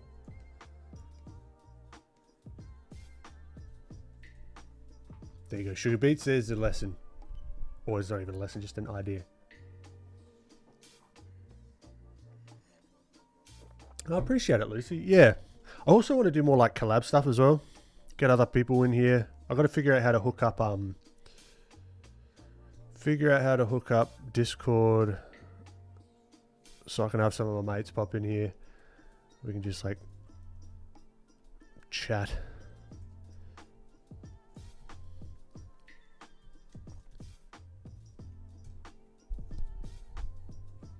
I'm more a Twitch chatter than I'm more a Twitch chatter, and the big problem is over a couple of hours is them saying the same thing over and over. What I get, and I don't hold to them. Yeah, yep. That's okay, Sugar Beats. Super, what's going on, my friend? Nah, it's not ended too soon. We got to make this. Let's say we've got to make this thumbnail worthy. That's what I'm. That's what I'm going for better or worse. Chatting and streaming is always a good time. Yeah, because I don't. It might be art related. It might not. It's just like whoever pops in. It's kind of like a lucky dip. Who's going to be available? And like multiple people could hop in. You know. The ultimate would be like figuring out how to like get all the cameras going, and then just yeah.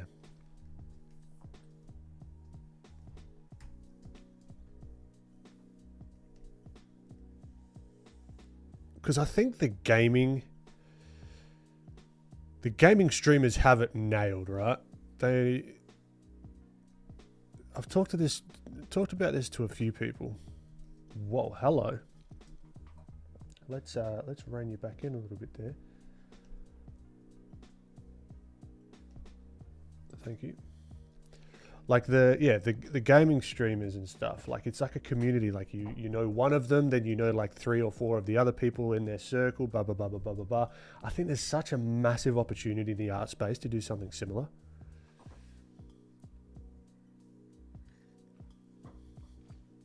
Emmanuel, great to have you.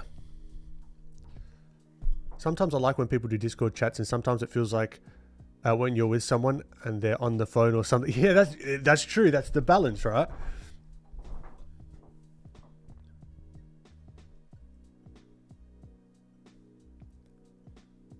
What's a bug or animal you saw this week?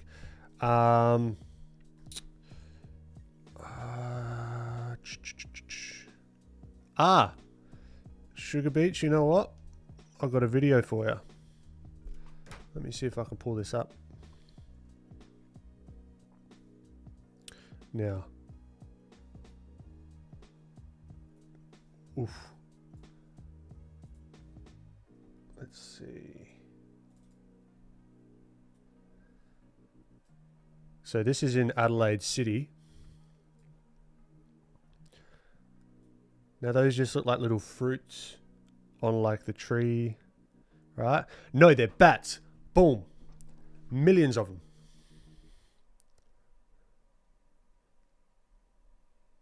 So many. I think they're little fruit bats. Look at them.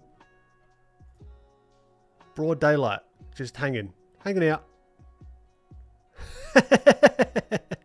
Yeah, look at him. Pow, pow, pow, pow, pow. Yeah. So that's near our botanical gardens. Walking up into the city. Just outside the zoo.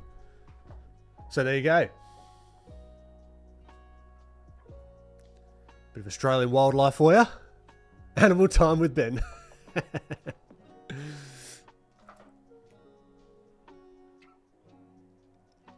Ah, Lucy, good call. One step at a time with learning the streaming stuff. Very good call. No, they're not. They're bats. They're bats. They're cute looking things though. They wouldn't hurt you. Best animal time ever. Yeah. Yeah, I think they are fruit bats.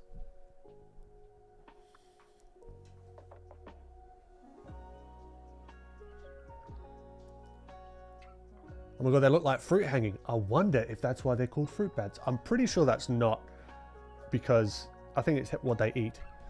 But that would be a good naming for them. We have bats here, but they usually only come out at night in specific areas. They eat bugs. Yeah. So these guys, I think this is just where they hang out during the day. They don't fly. They just and then when it comes night, then they start circling and doing their thing, you know.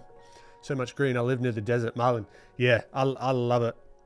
That's right around there is one of my favorite places in Adelaide.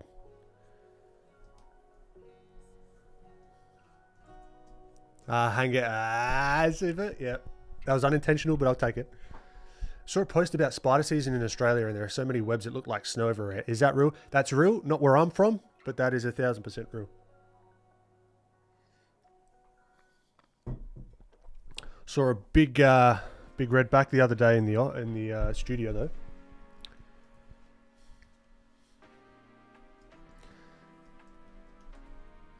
Nasty little thing.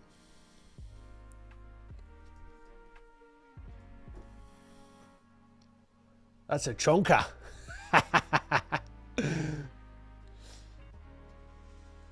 Bats are so cute, but like stay away from bat. Yeah, I'm glad they're all the way up there and they're not just like hanging around down lower.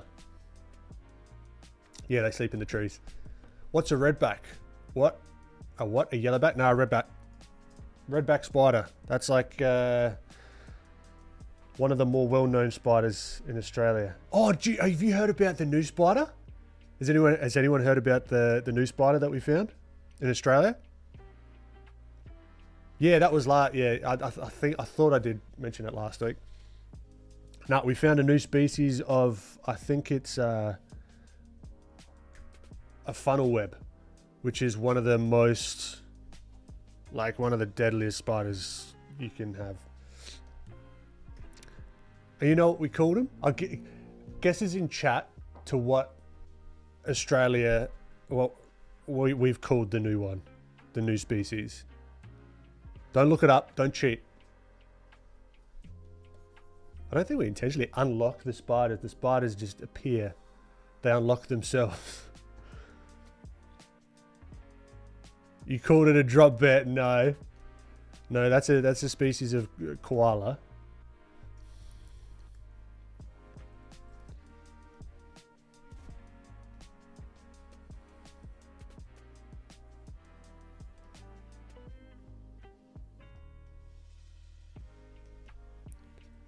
True red? Nah. Think more Australian.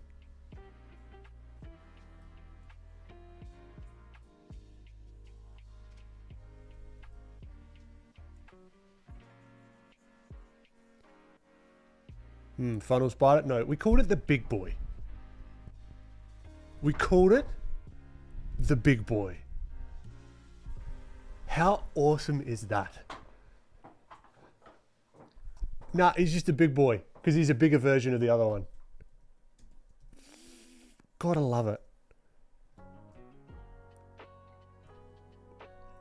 What? That's sort of? Are you kidding me? That's the most Australian. It's just it's called him the big boy.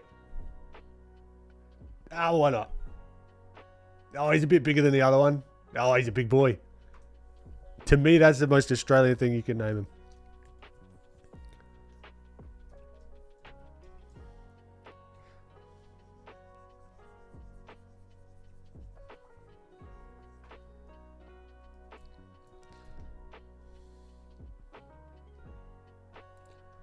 I was pretty happy with that.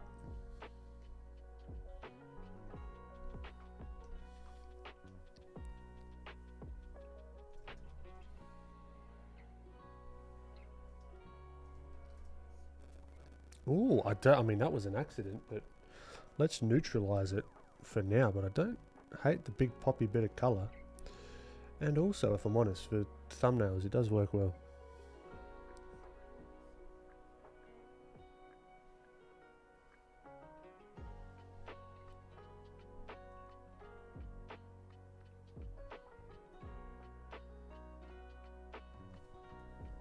Maybe that?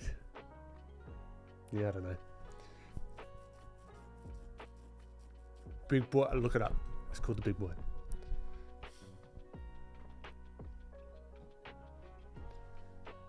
Anyway, one more reason to never visit Australia. I think they're pretty rare because they've only just found them. Catch you later, Quincy. Australian would be like an abbreviation, like a spit or something. Ah, you're not wrong. It'd be like a spido.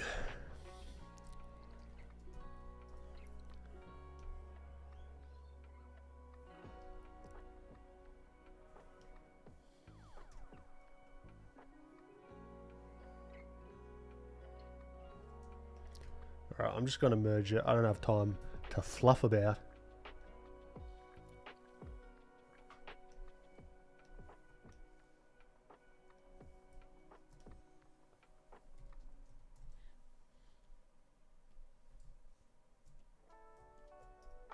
What is going on?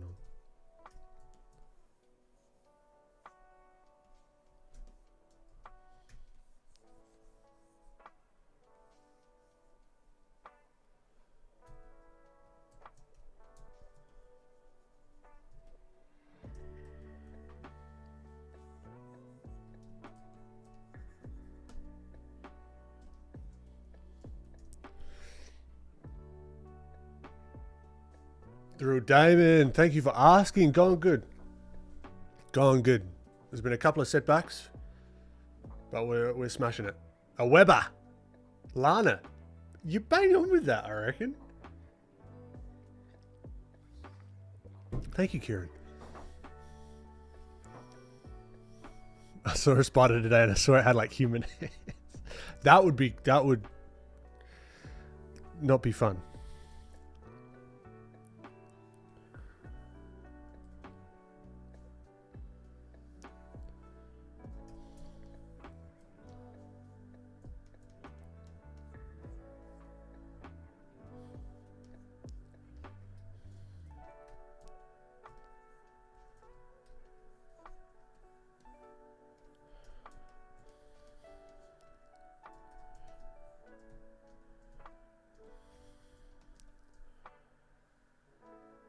Okay.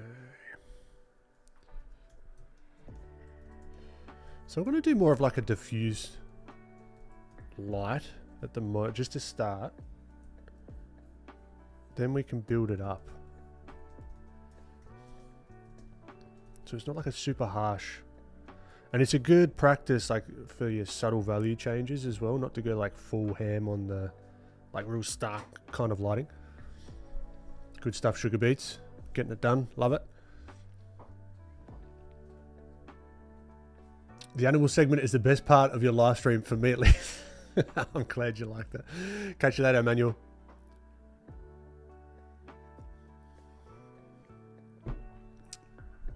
found out your island of England has a no-no snake. That's pretty cool. How has Oz got a bad rep? They're pretty bloody rare. Like, at least where I'm from, I don't think we have funnel web spiders. I picked up some cheapo polymer clay off Amazon last week. Been sculpting in real life here and there. Having it. How fun is it, Super? You know what I'm saying? Might grab some Super Sculpey and keep going. It's going to be a very different texture, Super Sculpey. I would recommend. My favorite is Alien Clay. That's the one that I sculpted all my stuff out of, and it works how you would want it to work, if that makes sense. But that's cool, Super. That's really cool.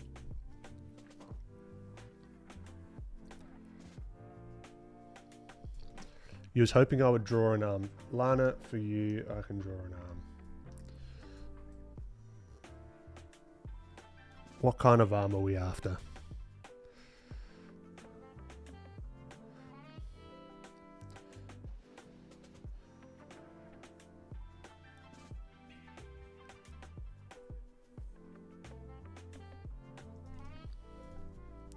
There you go. That's a very, like a human arm. Okay.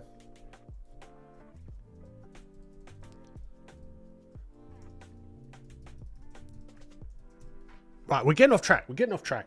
Here, Lana. Hold on.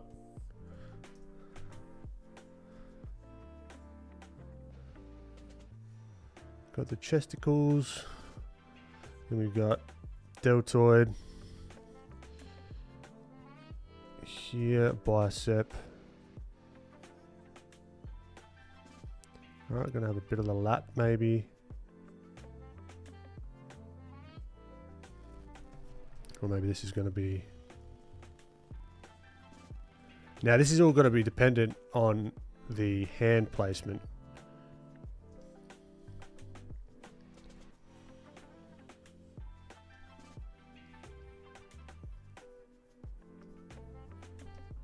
Alright, because if the hand's out like that, the forearm and everything is going to change.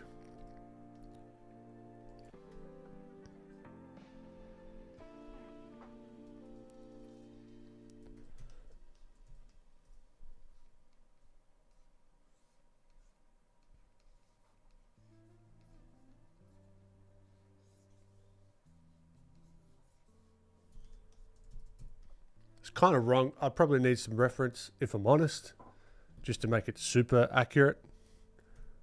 And it kind of looks like it's not where I'd want it to actually be sitting on the body, but you know what?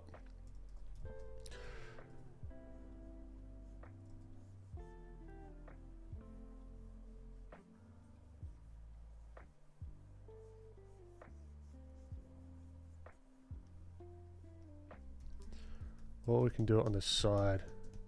See, you got me bloody going, Lana. You've done it. Well done. You win the tangent time.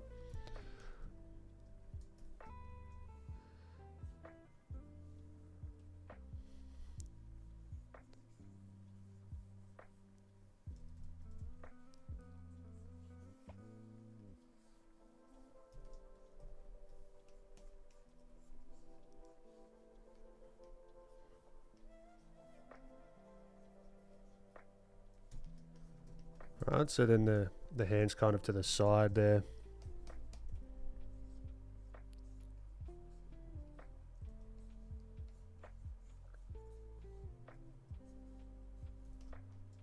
But that, all the proportions are all out of whack.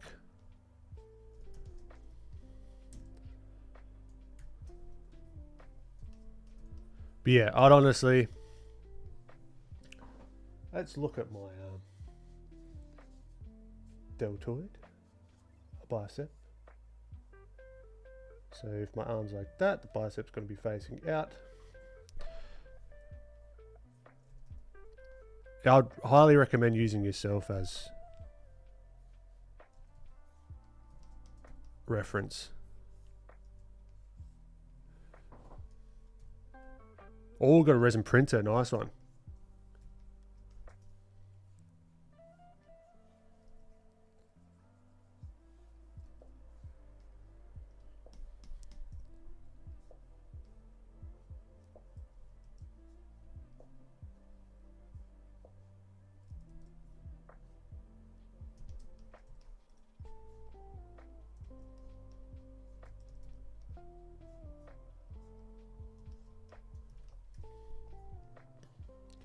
So bicep.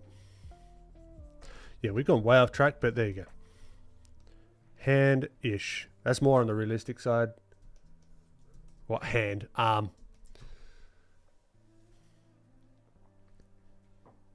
Is it true about the boots outside then? I've only had a mate who probably made Oz sound worse than it is. Oh yeah, you'd want to like clap your boots. Like if you've left them outside, definitely. But it's just like, I don't know, you just learn that and then you just do it.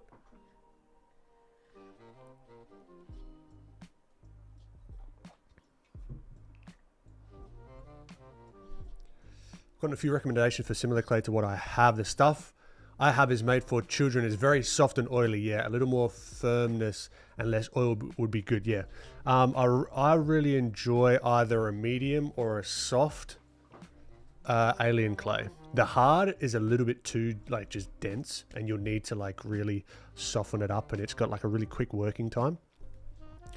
But yeah, if you can get that where you're from, or like where you're at, highly recommend it. All right, let's get back to it with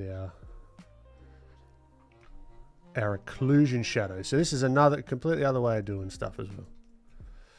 I'm not really going to explain a whole lot. I'm just going to go. I'm just going to run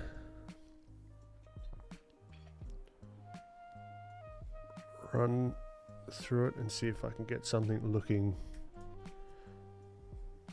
half decent. Now, let's get this shape dynamics off. We don't need that.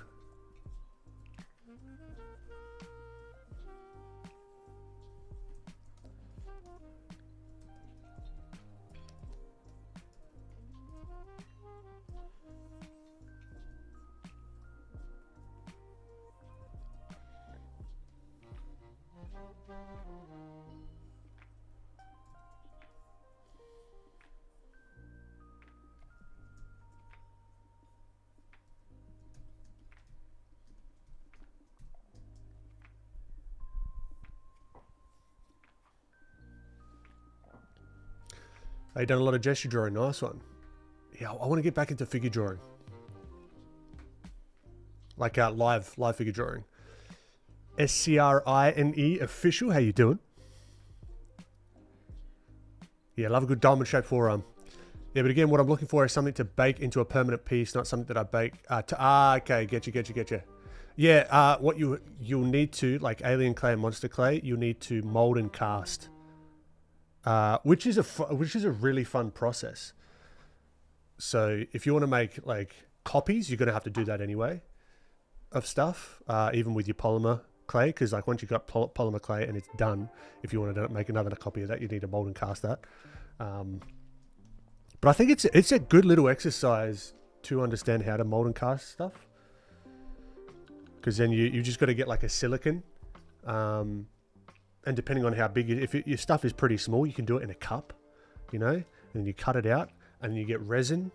And then if you're thinking about painting them as well, like it depends what you want to do with it. If you want to paint them, it's kind of cool to just have like, just to know how to, all right, mix the resins, pour it in, wait however, like, I don't know, 5 minutes or whatever, boom. Then you got like a resin copy, and then you can like practice and paint with stuff, and then you got that skill, you know. But if you're just doing one-offs, yeah, go your polymer.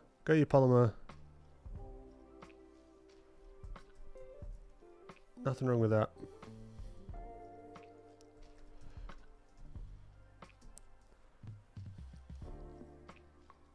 Yeah, like your super sculpy. Sculpy.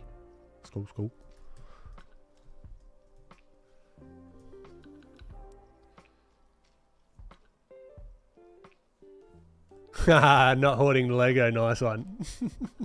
I'm looking for the culprit. Do he the ones that created what? Thank you, Dimes.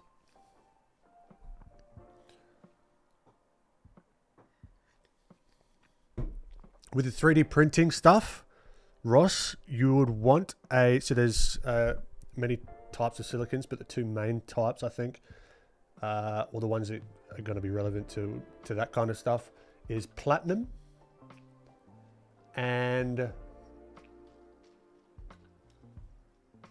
tin. So there's platinum and tin cured silicon. For the 3D printing, the resin 3D printing, you'd want tin cured silicon because the platinum will not cure due to chemicals and stuff. So get yourself like a nice good quality platinum. Sorry, no. Good quality tin cured silicon.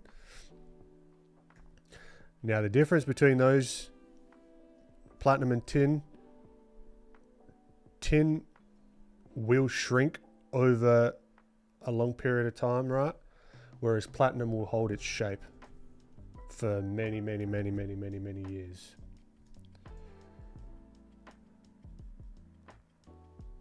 But I've, like with plain Jane, I've got like a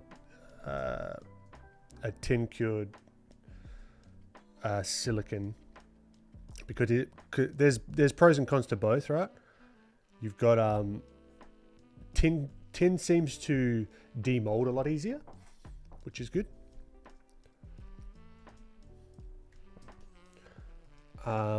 It does take longer to cure initially, which is annoying, but you can like use it on a lot more materials than your platinum.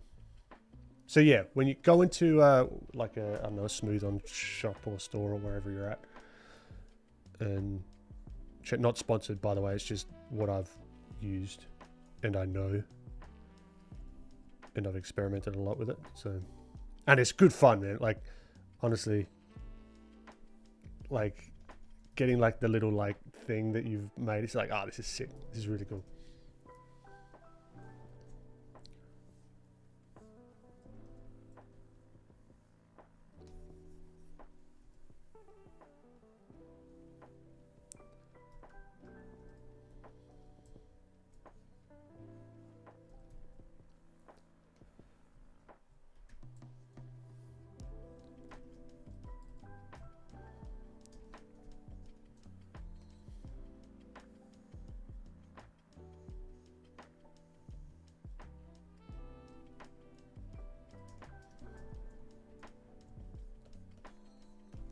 Yeah, I want to get my my 3D printer cranking again. So many freaking things I want to do.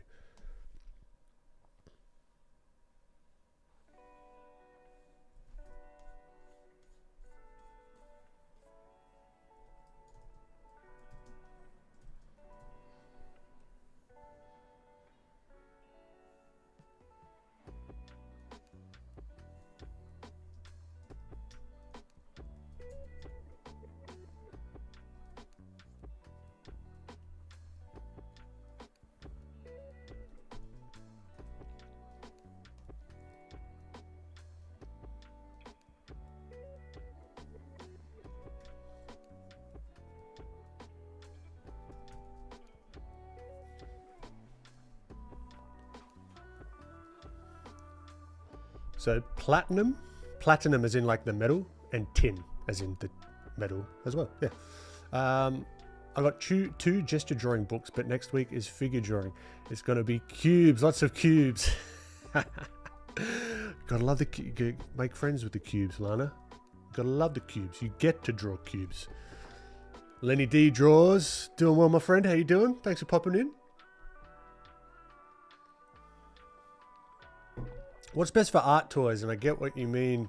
It's mad how much you have to think about with printing. Well, it depends. Like what you make the mold out of is going to be completely separate to what you cast the thing in. So you're probably going to be looking at a resin of some sort. You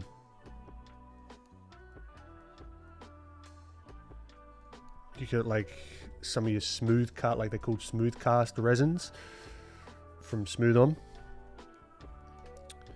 I think Smooth Cast 300 is pretty good, but yeah, you're going to need to experiment, and I think they have like testing kits as well, so you can do like small batch runs to see what kind of feels good to use.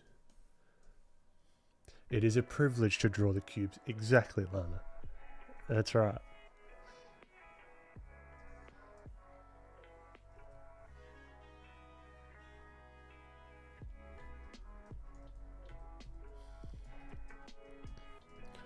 As it is a privilege for me to be sitting here chatting to you guys.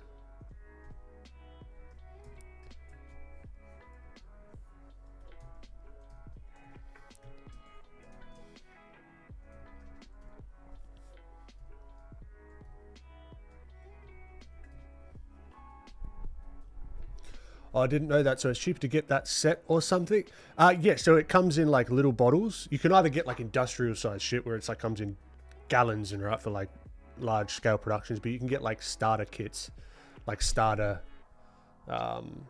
things to give it a shot, to like test out different, because there's so many different types of resin. You got resins that feel like vinyl. You've got resins that are super, super brittle. You've got resins that are a little bit more on the squishy side.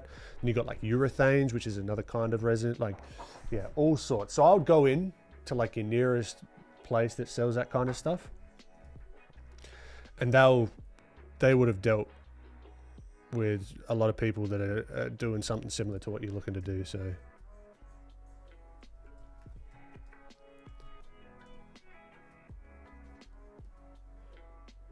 I'd eventually like to do like a how-to, like because I've documented a lot of what I've did with Plain Jane. That'd be kind of cool, like a YouTube video of just like the whole process.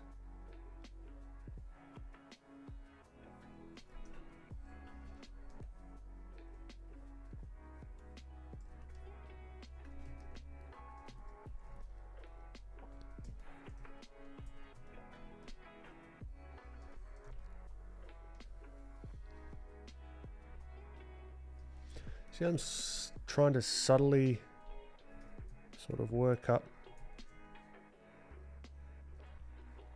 some value, but not go too far with it. It looks a little bit like he's got a big bruise at the moment, which is not ideal, but we'll figure it out.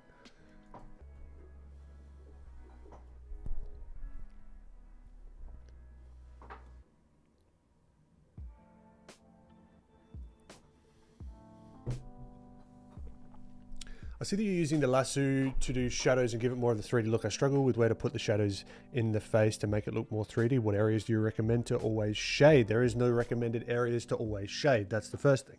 Second thing, where is the light source? All right. That's the main thing you got to think of. I've got like a really soft light source here. All right. So there's no super hard shadows, you know. It's all very, very soft.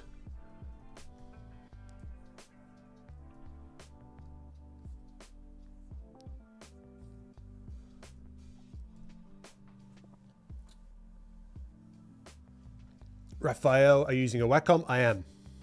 Not sponsored. It's just the truth. It's the 32 Pro.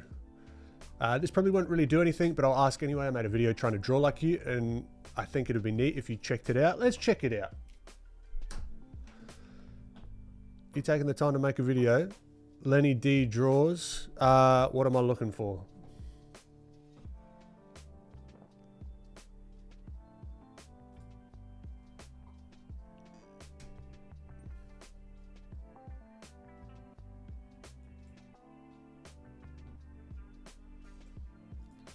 Is it still Lenny D?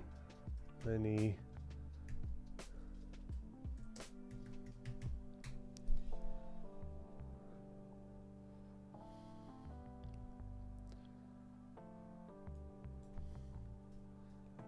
He draws.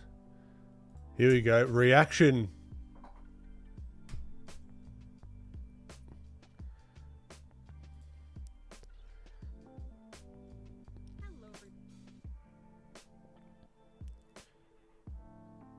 Let's have a look. Videos. Is it the name of the... Oh, here we go.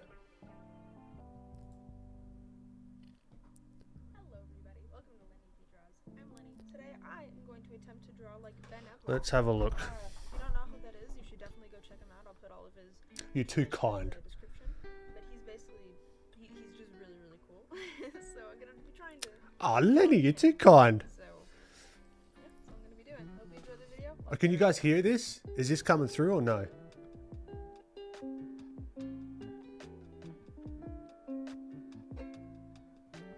Let's see if I can knock down the music. So Can you guys can hear this, yeah? check him out. He's great. But here are some of the examples. A little bit. All right, let me. He's a very distinct style and way of coloring things. I love all the different shapes and the highlights and just the way he draws is just fantastic. I really like him. He's very, very good. Thank you. All right, I want to go. Let's get to some drawing. Do you mind if I skip around? I'm gonna skip around. Wow. I just need to We can hear it's a little quiet. forget what I know and try to do what he does. He's very strong in shapes. The main thing that's always the Editing, same love it. is the way he draws, the way he colors things and renders them. I'm nervous. I want to, because I really like Benjamin. I've talked about him before. And Okay, quick thing, right? A little insider information. These, right? This one in particular, this little bastard, right? The Spider-Man one took days, multiple days to get the likeness right. Okay, it was in recent memory one of the most frustrating drawings that I've done. So, first off, like in context, these are all very finished pieces. Okay, so don't go judging your sketches off of the finished pieces. All right, just a little insider tip. Continue. one of my other videos, I don't remember what it was. But I talked about him before, and he's very, very good. Oh, I remember what it was. How to find your art style. You should check out. You should look at that if you wanna. Alright, I'm gonna speed it up just a tad. Art, which is gonna be a little tricky to not do because I do line art, but I gotta stick with what he's doing, you know. If I'm gonna try to draw like somebody else, I gotta try to draw like somebody else, not take a few of what they do and add it to mine. I gotta fully immerse myself in this. Of course you can. Take whatever you want. Drawing technique. If you guys see an artist that you like, you should try to draw like them. It's a good practice to 1000%. get out of your comfort zone, and it's just. Can you guys hear this? You know, it's very, very. Hopefully you can hear it. Cool. In his videos, he sometimes does the line art normally, and then like adds to it, and then does the rendering on top of it. So like he doesn't start doing his rendering on top of the sketch. He does line art. Yep. And then does the rendering. But sometimes I do the rendering with no lineup. Okay. So there's no just one way of doing it, but yes, that's one way that I do things, definitely. Yeah. Okay, I'm gonna do the line art right quick. Be right back.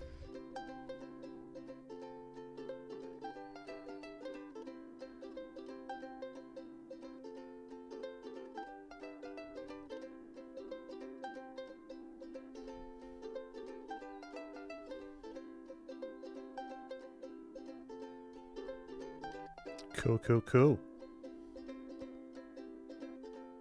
So how he does his shading, how he starts to draw, he does a multiply layer of the shading. One little thing here, if you don't mind. Okay, Lenny, you tell me. I don't want this to be a critique, but you've taken the time to make a bloody video. The least I can do is just like say a couple of things if this is what you're trying to do. You let me know in chat. We got a complete tangent time, but this is we're here. We're doing it.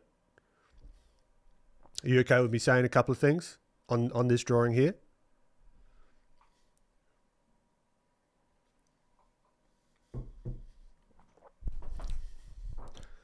All right.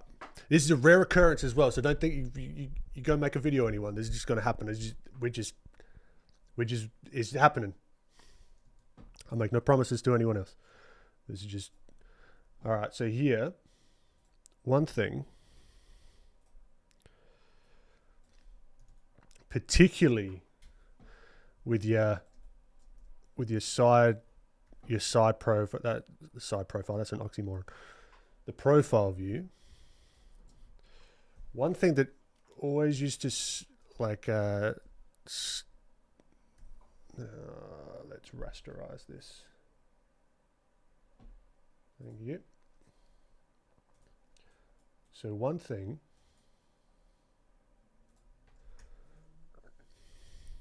get my sketching brush back.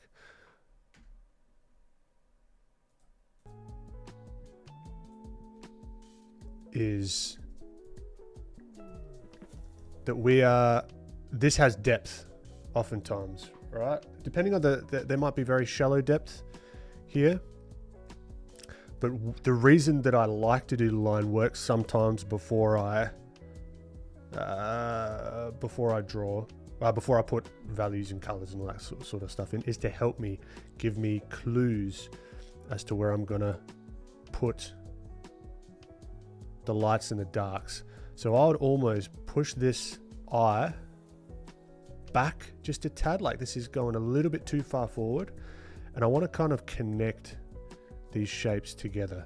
Right, I want to think about where's this cheek, where's the side of this nose, you know, and if I'm looking forward, I'm not going to see too much of that iris, right, or that eyeball, you know. So just with a real quick change there, you're almost there, you know. And with the line work in particular, with the stuff that I like, there's like points to it, you know. We're going to make side profile proper terminology. Bloody love it, right? So when I'm doing this, so this is very curvy. It's like curve, curve, curve, which is cool if that's the vibe you're going for. Go for it, right? Again, it's a style thing. But for me, I would often stop and have these points of sharpness, right? You know, so it's like here, line, boom, line. They kind of come to a point. That's one little thing. All right, everything else feeling good. You've got this overlap here, which is nice.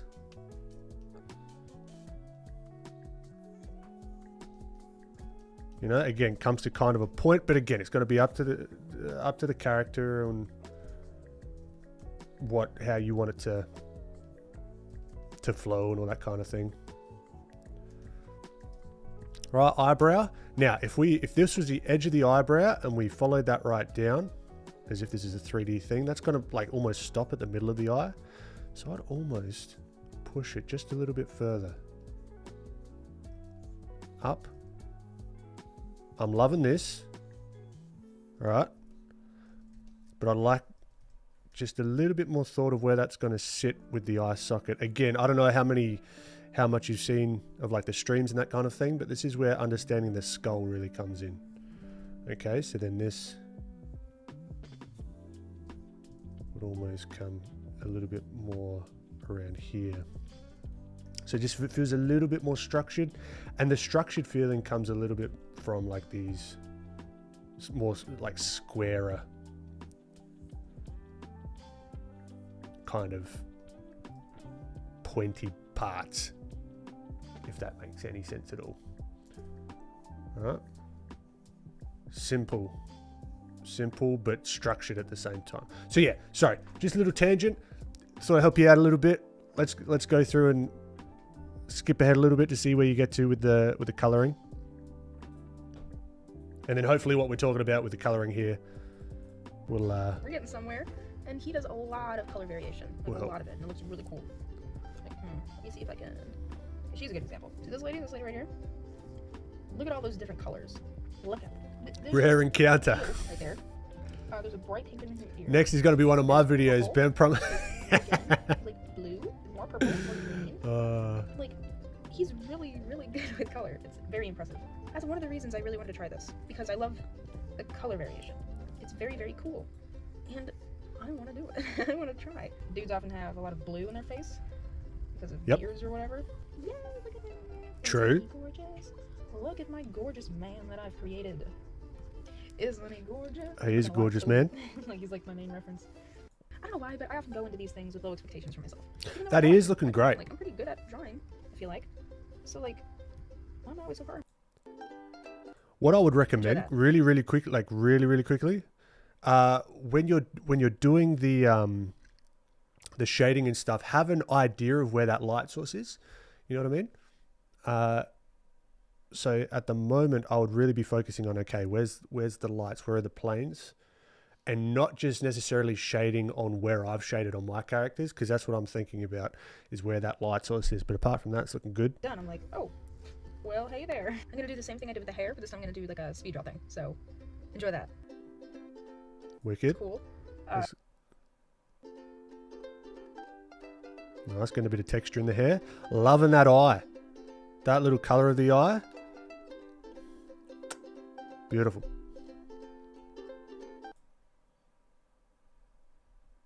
Come on, internet. Nice, pump the saturation. I'm liking the roundness of this eye. That modeling of the eye is really, really nice.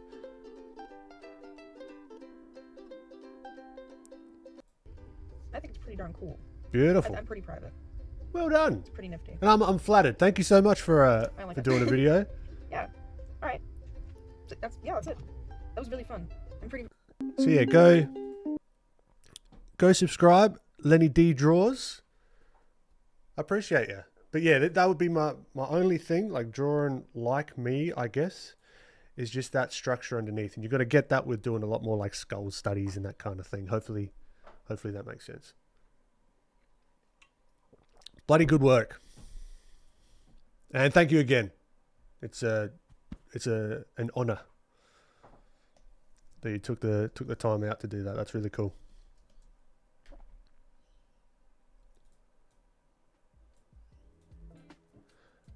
And I think that's my first public critique I've ever done. Well, not even a critique, but just like draw over kind of deal.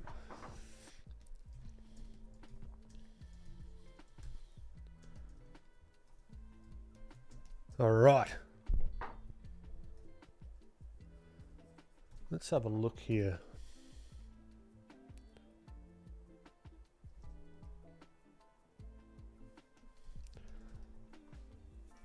Come back over the top, get our big old softy. First but not last. Ah, my pleasure, Lenny. Lenny D, thank you.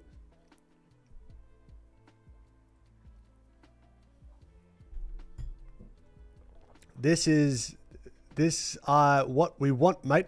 Beaut. Excuse my British. Yeah, the side profile is a tricky one. It's deceptive. I'd be interested in some feedback sessions too. Yeah, I really would like to do some feedback sessions.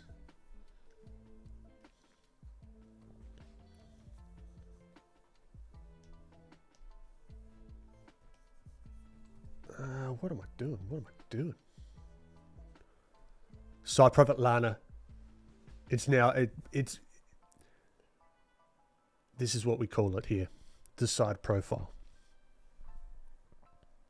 Patreon exclusive, perhaps? Potentially. Drea exclusive, perhaps? You never know. But the logistics of that gets very tricky, right? Because let's say that it does, like the Patreon, like 200 people. We made Fetch hate you. Yeah, you did. Let's say like 200 people signed up to the Patreon, right? I don't know, $5 or $10 a month. That's 200 people that are expecting. That's a lot, and that's a lot of time. So I'd have to really think about, because that's how you can get caught in.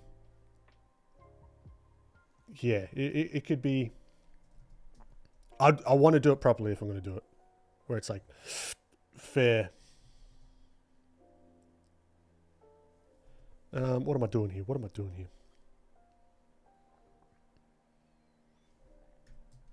So I just want to like wisp in just a little bit. Now I'm not liking, like is looking a little bit muddy for my liking. Like all this looks like I got punched in the face a little bit. What, you're going to make us pay $10 a month for critiques? That's outrageous. Imagine.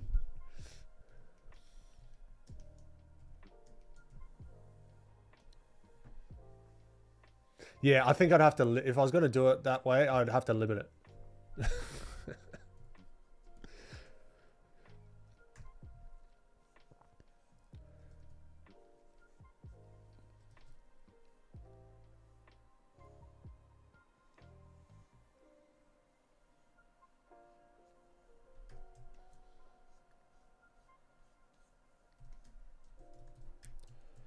See, there's an issue here with this. This is way too light for what I'm trying to achieve.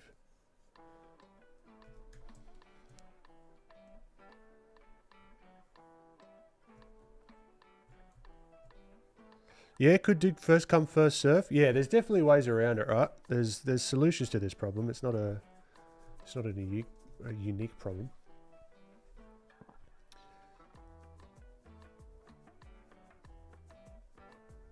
Could pull some names out of a hat. Yeah, but I'm not sure. Like, from a lottery kind of like system, from a legal perspective, right? I'm not sure what I'd have to do. Like, if I was going to do it all that legit, there might be some weird law that I wouldn't have taken into account if I just did, yeah, it's a lottery.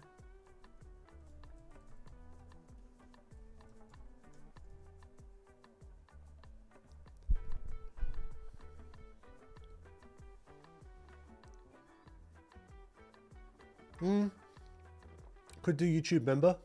Could do YouTube member.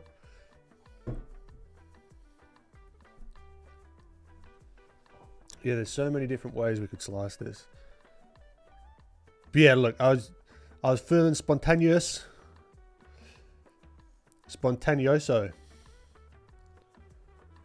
And so and look, it was Lenny D, wasn't it? Lenny D made a video. I'm like, all right, let's do a quick one.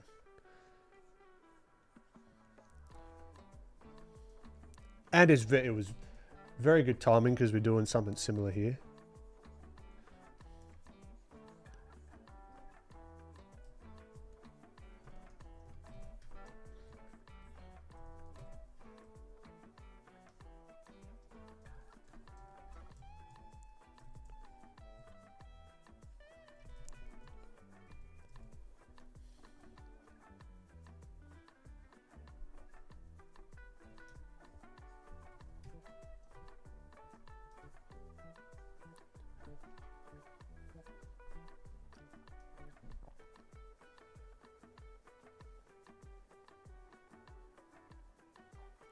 Yeah, what if you pull out a scary person's name?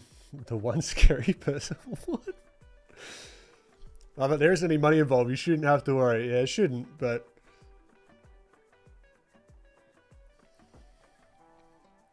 Nah, Lucy, 3D term. Love it. Subsurface scattering, that's what I call it. How do I render that? Well, first, I want to think about why. Like, does it make sense that there's subsurface scattering? Number one, how is that being produced? Number two, that's going to dictate how intense that it would be.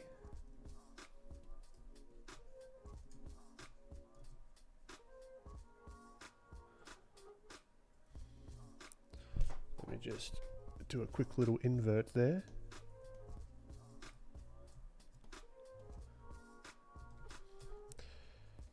So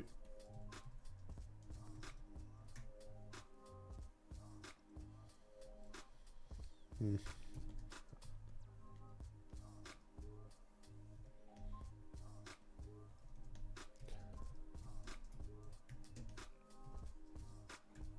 I just want to get this feeling half okay.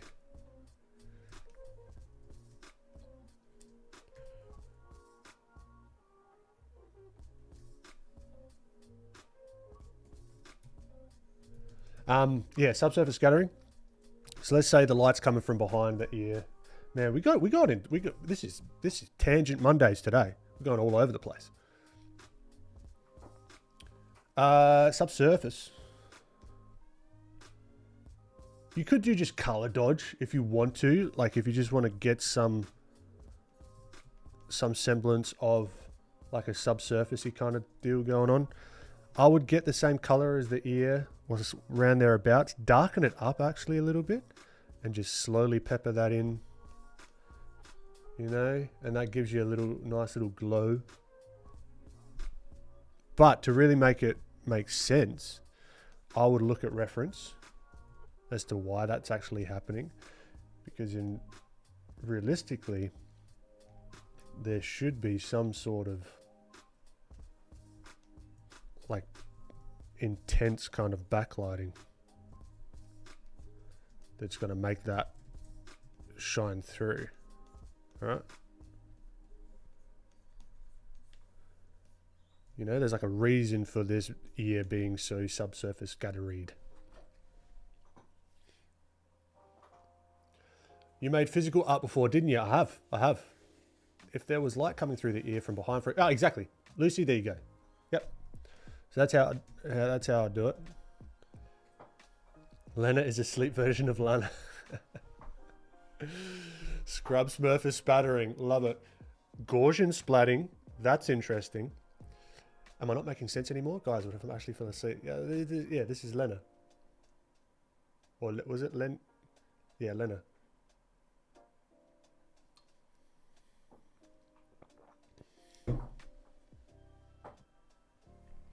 Thank you, Lucy. No, I hope it makes sense. But again, I want to keep things in context, right?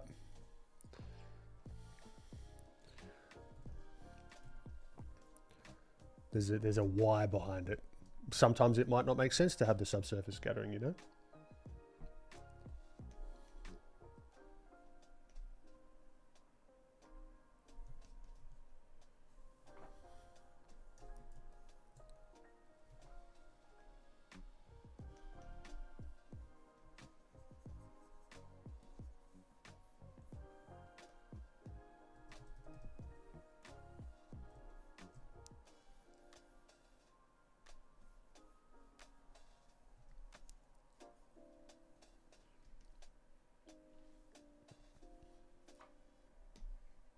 Okay, I think we have to merge this down to then be able to also, you know what, I'm going to change that little bit of a line work color,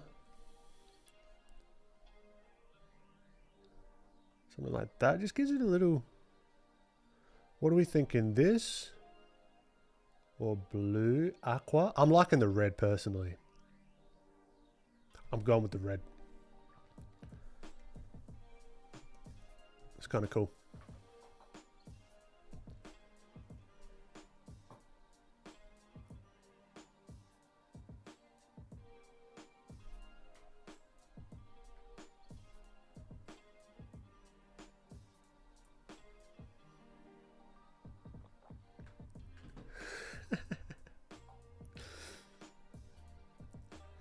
View on mystery boxes for your art, looking at Pop Mart and Jacks that are killing it, but you have to think, to get one of those going, you got to put a bit of an investment in there.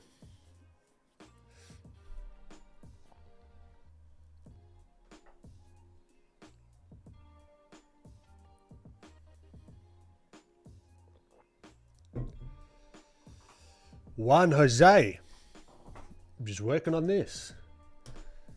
Just trying to figure out how we can get this feeling just a little bit more better, you know? We're also trying to learn Spanish because obviously I can't speak English because I just said more better.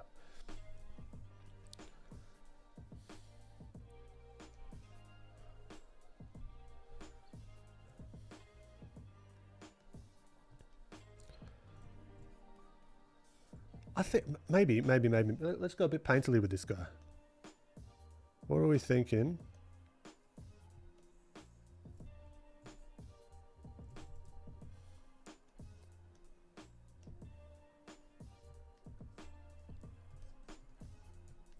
Let's painterly this boy up just a tad.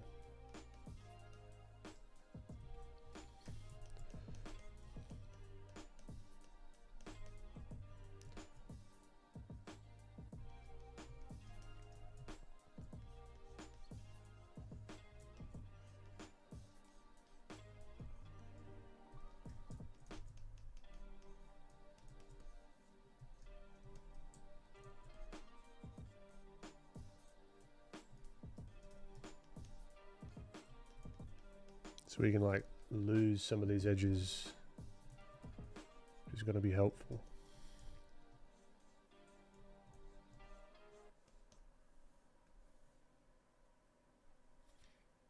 Hmm.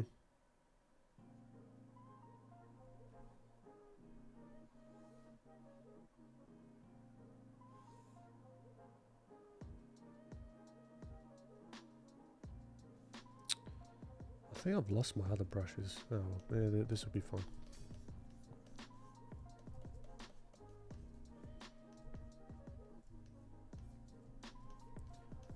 So this is going to be really subtle. Right, so this is going to be slightly lighter on the top of his lip.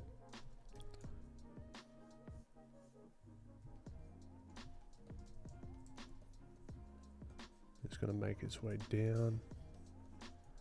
So this is a practice in patience and value stuff.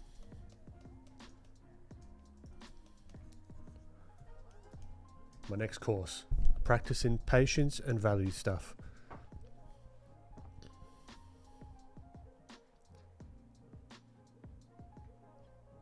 More better and side profile are the highlights of the night, you know it. It's going to be more better than last one, as always. More better like Max says. I'm sorry, I don't get the reference.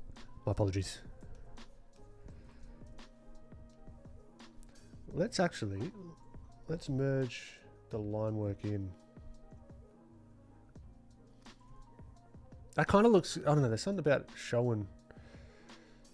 If I ever do, what's the word?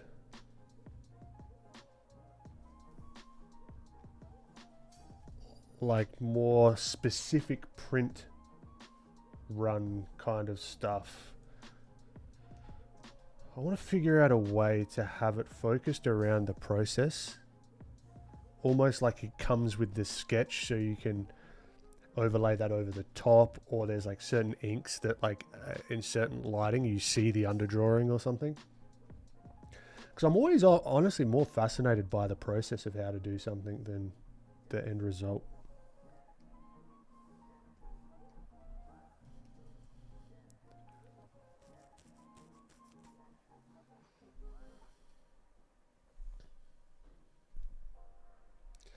Pavidarkin, how you doing? Why did you make the line art red? If I'm honest, I went up and down the hue scale and I thought it looked cool. No super rhyme or reason. But good question though. It just doesn't have a good answer, unfortunately.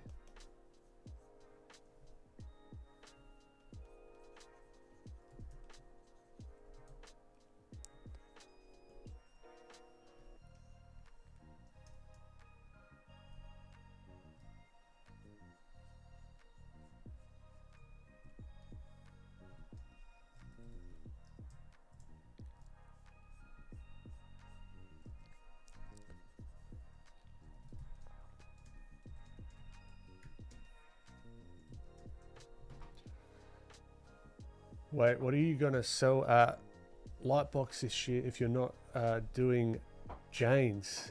I'm not selling anything at Lightbox. Because I'm Australian, I have to. If I am selling anything, I'm not actually selling it. I'm taking orders. And that's a good question. I don't know.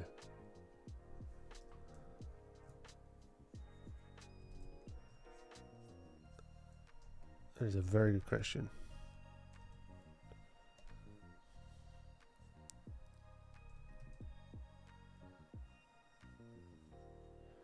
So it really just like, so we're going like Painterly Town now. So it's not as formulaic, let's say.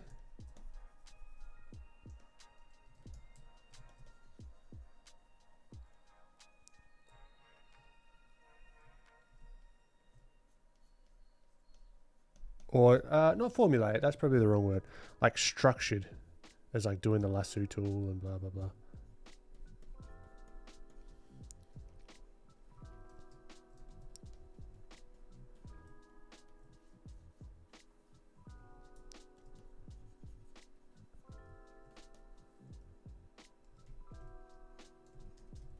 So there's some real subtleties that we want to work in here.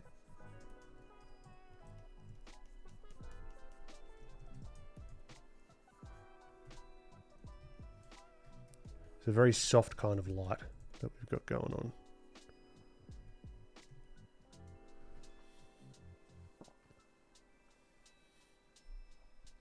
I'm doing good, Pavidakin. I don't know if there's a theme to the stream or anything, but did you watch the last Superman trailer? Are you excited for it? I haven't won. Catch you later, Lucy. Oh, I love the dedication. 6 hours to go work out. Love it. Have a great workout. Have a great sleep.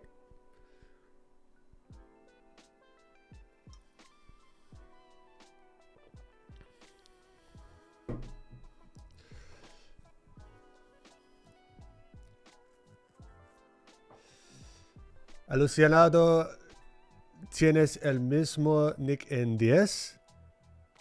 Sube tus debus. Sube tus debus. That's it. That's fun to say. I don't know what that means. Sorry, I'm just reading out your guys' conversations between one another.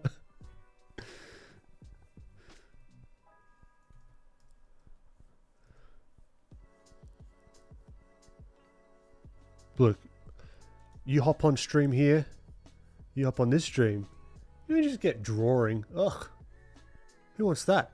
You get tangents, you get topics spanning all over the place, you get wildlife, real wildlife encounters, you get language learning. I mean, come on. Futuristic Crystal. Have you ever listened to the Promises album by Pharoah Sanders, Floating Points, and the London Symphony Orchestra? I have not.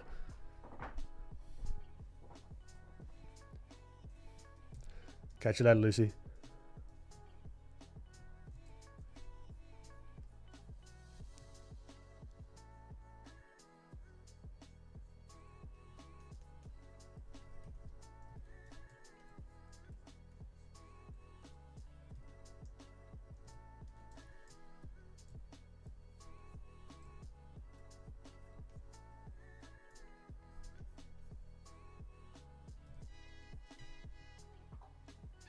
I'll have to listen to it.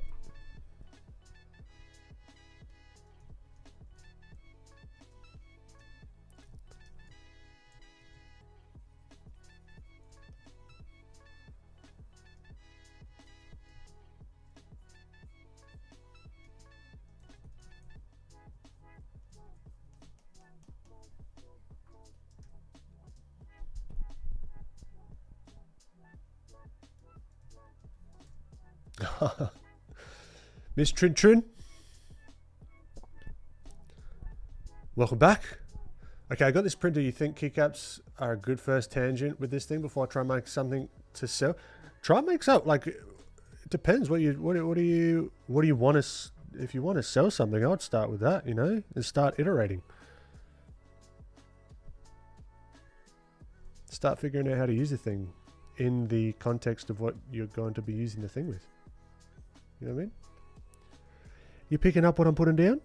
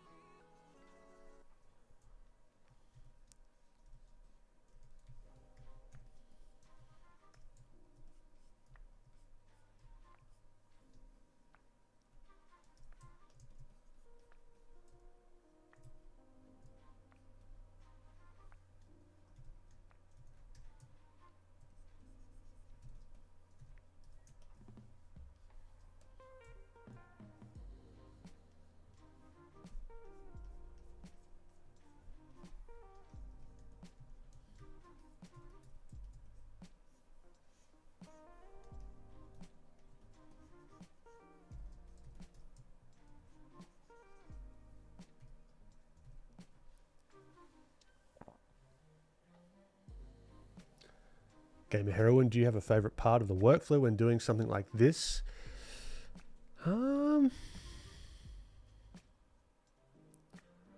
I enjoy maybe this step when it starts to work.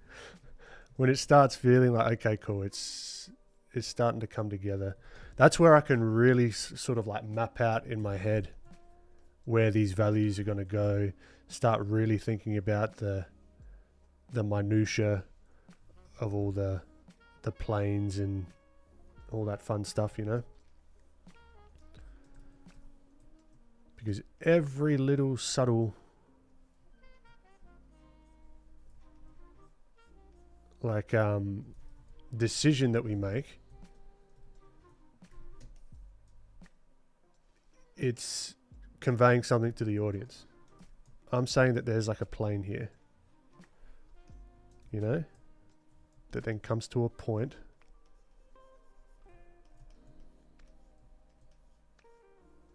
Right, and then here there's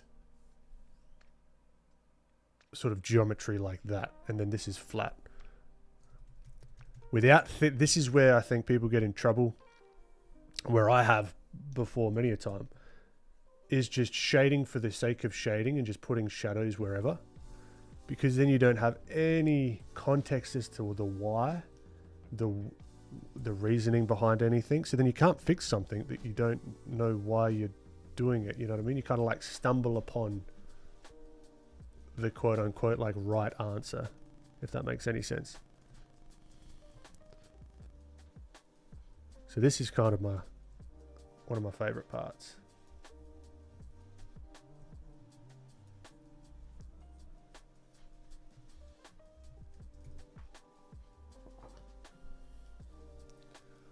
Have you ever tried Mark Brunet's shading technique of starting with a shadow base color and then painting in light? Shadow base color? Then painting in light. I'm sure I have. Not particularly his, but I'm sure I have. Does that make sense? Because that shadow base color is going to be your decision of what light source it is, or at least what color light source it is, you know.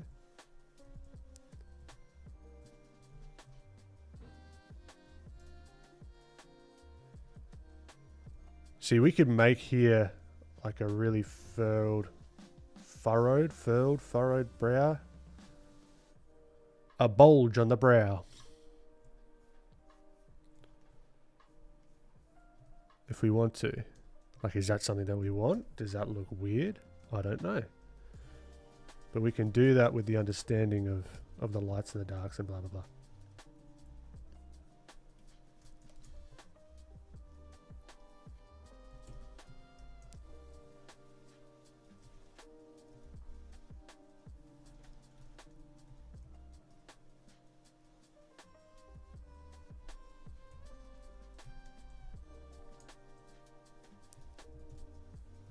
Thank you, Sugar Beats. Glad to hear it.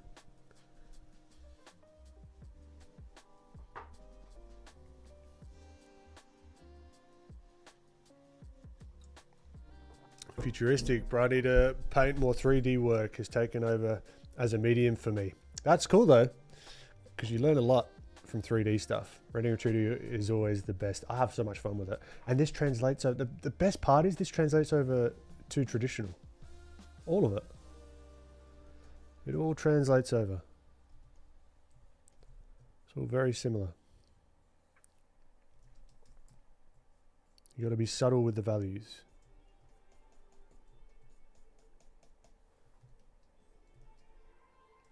I don't know if I like how intense that brow is here with that line work, so I can just get rid of it. And I could come through, shore that up just a tad. Just have a tiny little something in here, you know. Maybe this ducks in a little bit more. Yeah. Anyway, you could get super, super deep in with this. We're not going to finish this dude today. But we'll get somewhere with him.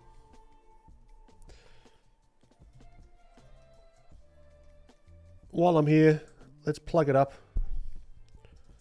If you like this kind of stylized stuff,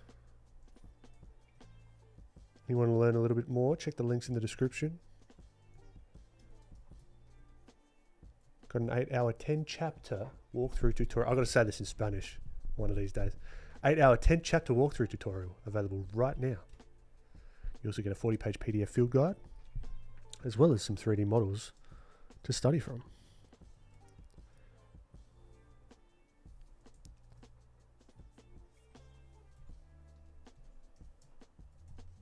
If you like the filthy plugin, the way that we can easily just go bam, shabam bam, thank you ma'am, check out the description. Like, oh, is he like a warrior? Does he have tattoos now?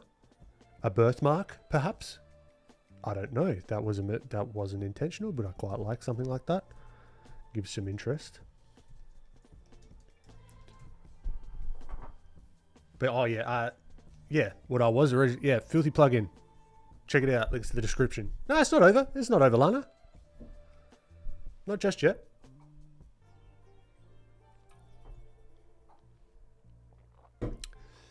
Thun Guns, what's going on? Are you using a reference, or is this just off the top of your head? Just off the top of my head at the moment. Yeah, no real reference to go off of, which is fun. I mean, does he have? I don't know. See, from our initial, we're starting to mold the values a little bit more, refine them.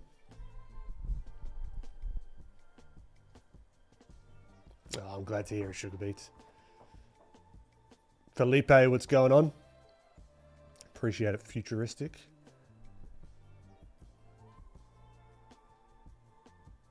The translation has helped so much in both ways. I'm very new to 3D, so all my composition knowledge is transferring well there, but 3D has helped me with perspective. It's great, right? Use both of them. Use both of them to build the 2D, the 3D. Ah, so much fun. Just prepped an insane amount of food. Nice, Thun Guns. Meal prep and love it.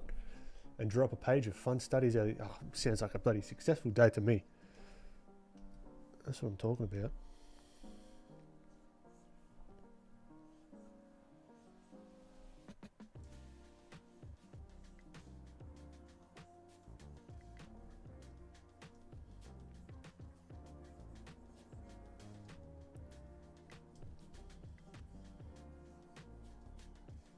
May as well post it. Go for it. Food is the theme today. Sounds like it, right?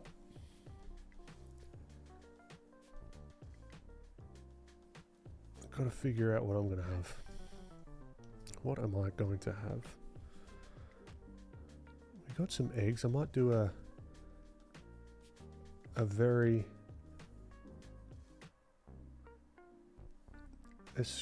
maybe a scramble. Maybe a scramble's on the cards, but more of a folding of the egg versus a scramble. You get the pan hot enough, you get the stainless steel pan hot enough, you get the oil in, you got to get the Schadenfreude effect. That's not the way you say it, but it's like something that sounds like that, where the water beads up and it looks like a marble on the stainless steel. Do that. Oil, egg, scramble them beforehand, scramble them, or else those whites, the whites of the eggs, the proteins, that's going to stick like shit to a shoe on the pan. Scramble them first, whip them in there, spatula, fold. Silicone spatula, fold, fold, fold. Not an omelette though, not an omelette. It's more like egg ribbon-esque kind of things. It's not like a scramble where it's like a cloud. So it turns out I'm hungry. But this isn't where I want it to be yet. It's too flat. The colors are way too flat. Right? So I've got to earn my omelette. But I'm not making an omelette, but I've got to earn my eggs. Ben Edward cooking channel, you never know. Schadenfreude effect. No, maybe I'm thinking of something completely different. Schadenfreude. Yeah, egg ribbons isn't...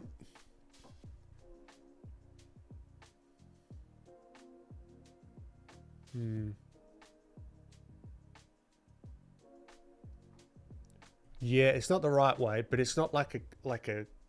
I also do runny scrambled eggs. Are you a bloody psychopath? I don't understand that personally. Scroll Reaper, legend, hopping in Twitch.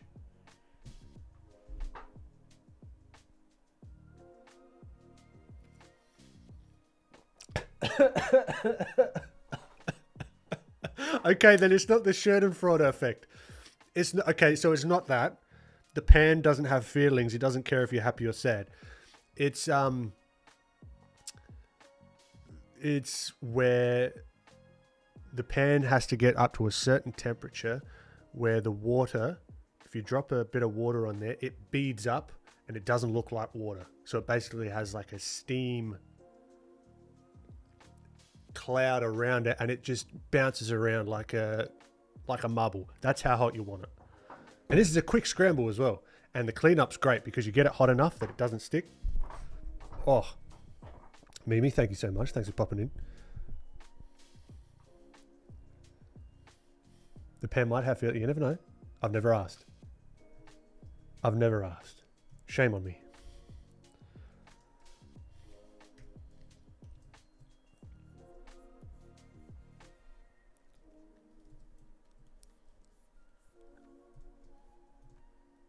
The Leidenfrost point. That's the one. The Schreidenfreude or whatever I said. I mean, that's pretty close. So I'm not going crazy. Scroll Reaper. What are we up to? Just painting. Just painting this fella. Not a fan of him. Not looking the way I want him to.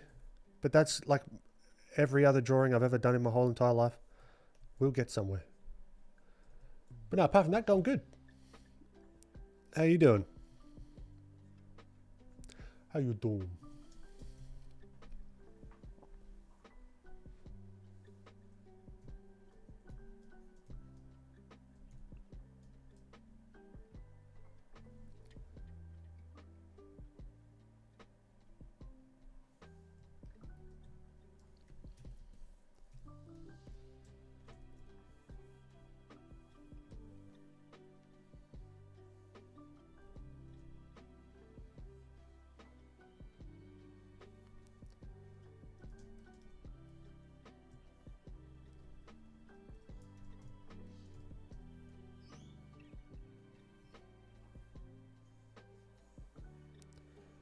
So the name of this game is Occlusion Shadows.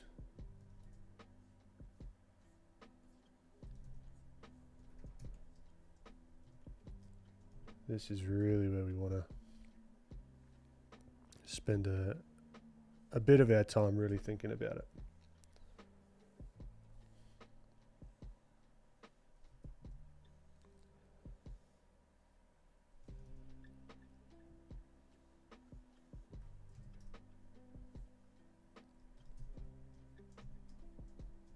It's almost giving me like Link vibes a little bit, I guess. Maybe it's the ears, probably.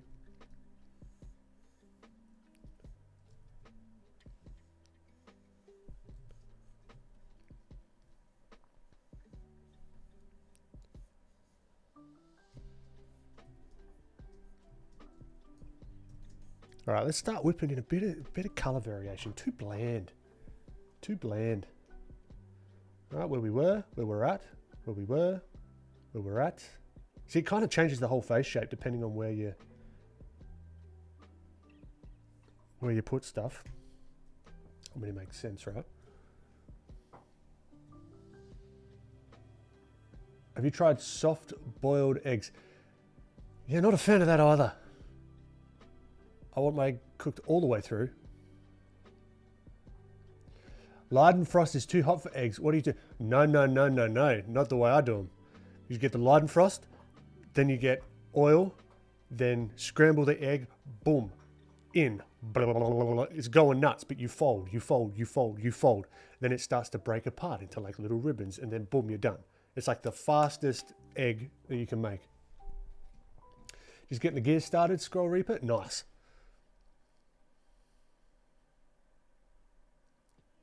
You can make a bastard egg with, what's a bastard egg?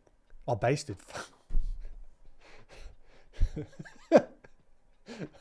Oh my god. Oh, a bastard egg. There's another term that we've got. Maybe that's what mine are called. Instead of scrambled egg, they're bastard eggs. I mean, this guy's head kind of looks a bit like an egg as well. I read it as bastard. Okay, good. Not just me. Not just me. All with olive oil and a pinch of lemon and salt. Oh, Marlon. Look, you say that, you season it. I'm on board, you know? I'm on board with that.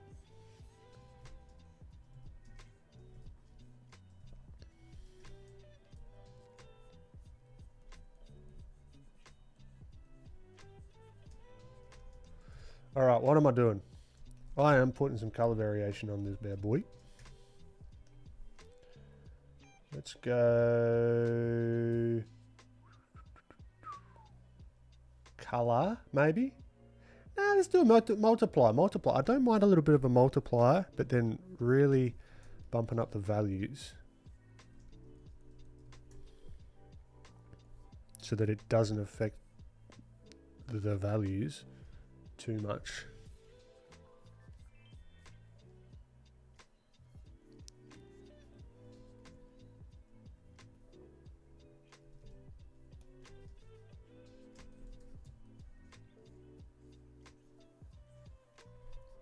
Oh, look at this fly. It's not left me alone the whole stream.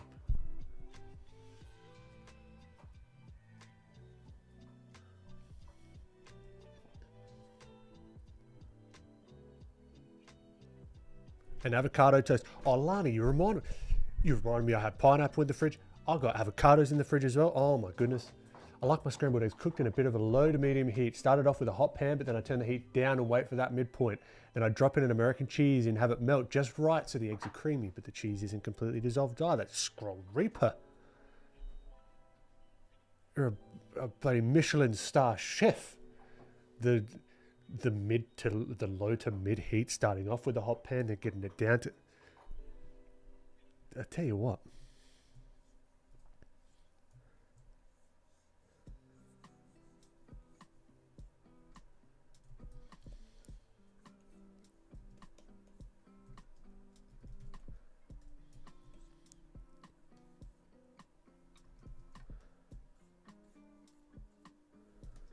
Now at this point, I might have, if I was going to, I would do it, but I would get some reference of like skin variation, like skin color variation.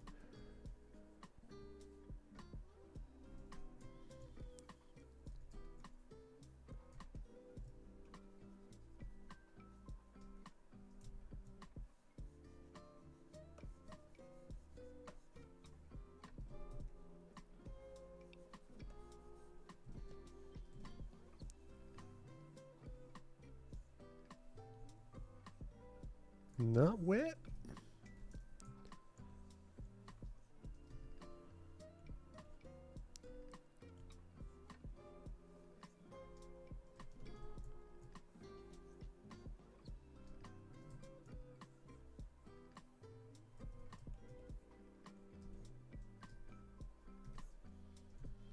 See, it still looks a little bit bruisey here.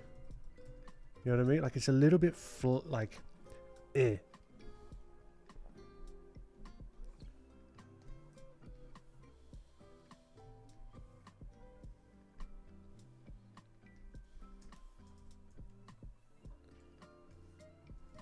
And he's not like he takes me as a younger fella, so he's not going to have that like 5 o'clock shadow kind of thing. So it's kind of like that mottled skin as well. It's not just like perfectly smooth.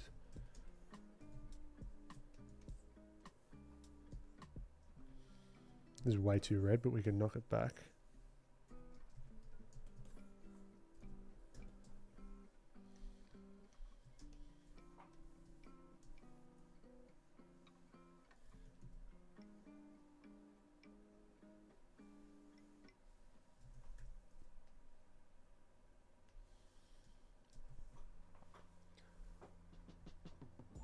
Catch that, Ross. Thanks for popping in.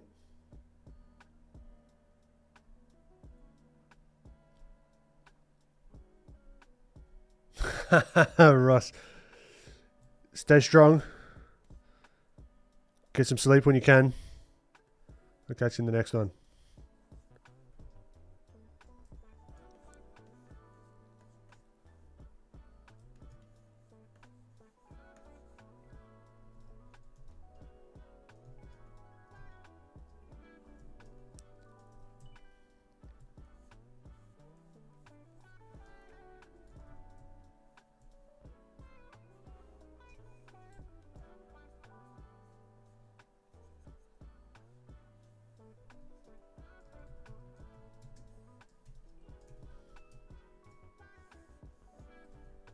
Now we did add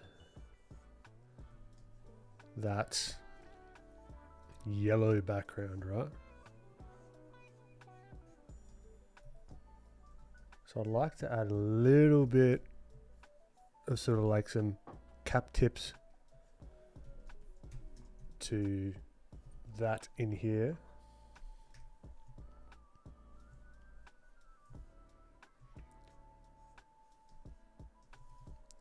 Where it makes sense. Because it's an interesting one with the orange to get. Like there's, what am I trying to say? I don't know, you tell me. I want to add some pops of color.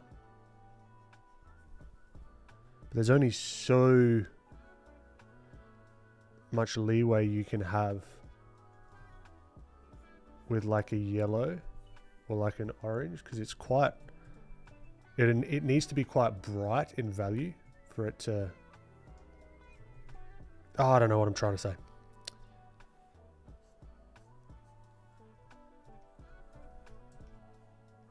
You're not going to ever have a really saturated yellow in a shadow.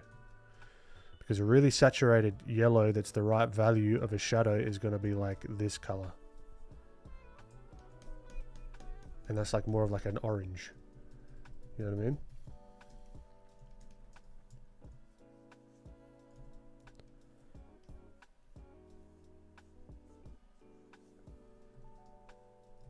mean? Or we just be more explicit with it and just be like, all right, boom, yellow. Just add more like graphic elements.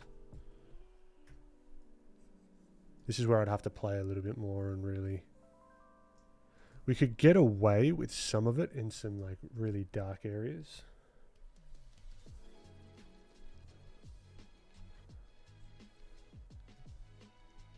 But now it looks like he's got a booger in his nose. So let's undo that.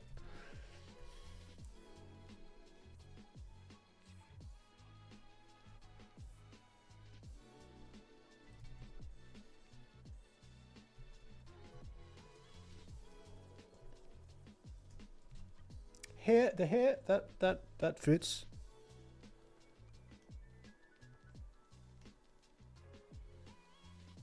I don't mind that. Just as like an idea.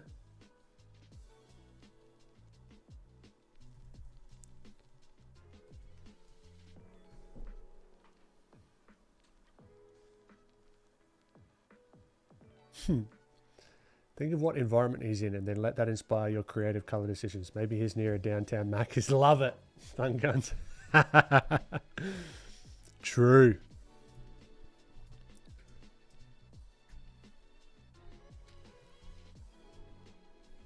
I was actually looking at that the other day. We've got more, like many a McDonald's here, But some of them have the updated branding and some of them don't. And I really, really like the old branding. Carrots, how you doing? Welcome back.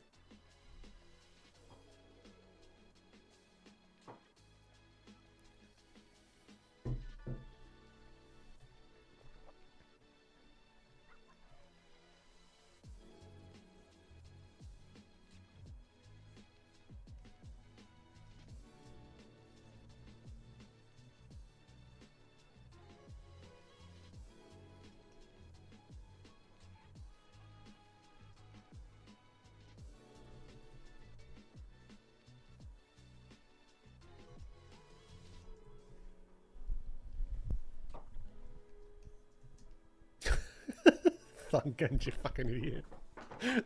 You give for my eyes. So random. Love it.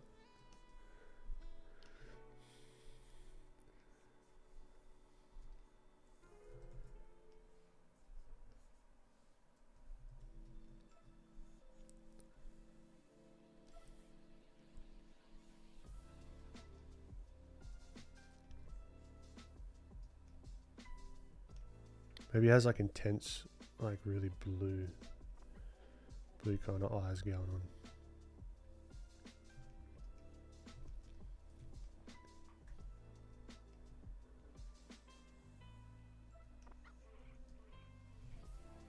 Now, because he's got a little bit of like that kind of thing, I wouldn't mind deepening this crevasse in the nose here. You see what I'm doing? Picking it up, what I'm putting down. So it gives that little bit more of a, you know what I'm saying, without even saying it.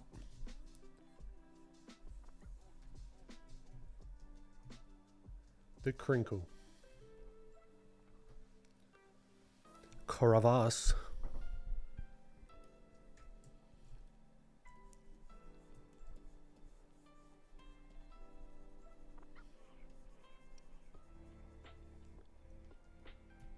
If you're ever near a glacier and you feel like you want to drink the water, I'd highly recommend against it, because I learnt from a reel the other day that it could hold harmful bacteria from thousands and thousands of years ago that your body has no immune system to fight against. So for those glacier hoppers, just bring your own water, yeah?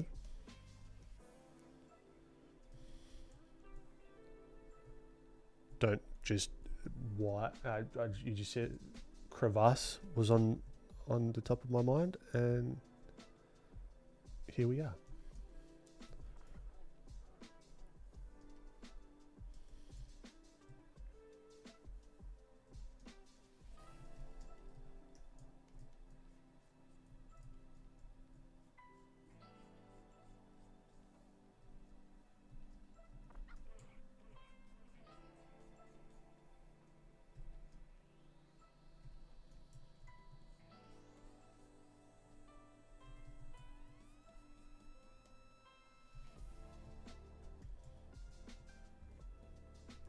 Oh, I'm gonna get the fly.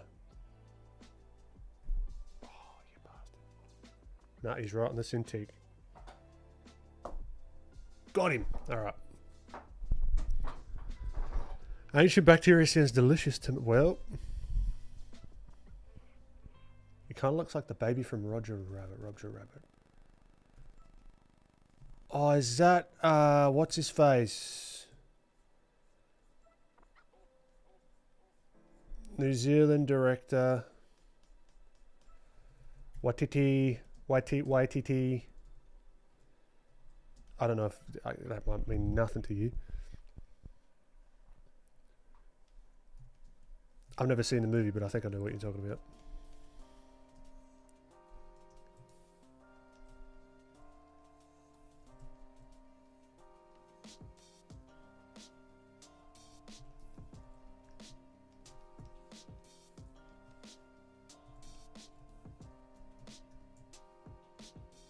Oh, Roger. No, not Roger Rabbit. No, not Rod. Oh, shit. No, there was another rabbit one. Yeah, I need something to eat, Pete, guys. Seriously. The stream is slowly going downhill. Super fast. I know Roger Rabbit now. Jojo Rabbit, that's the one. But is that what I'm talking about? Maybe not. Completely different. Yes, definitely. Oh, shit. Well.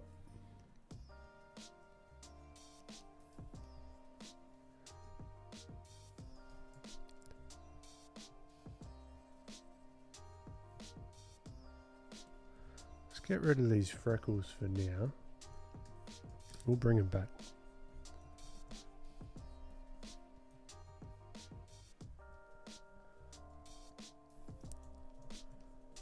I do love a good hard side nose triangle thing. That's always a good time. This kind of deal. Hard edge side nose triangle thing.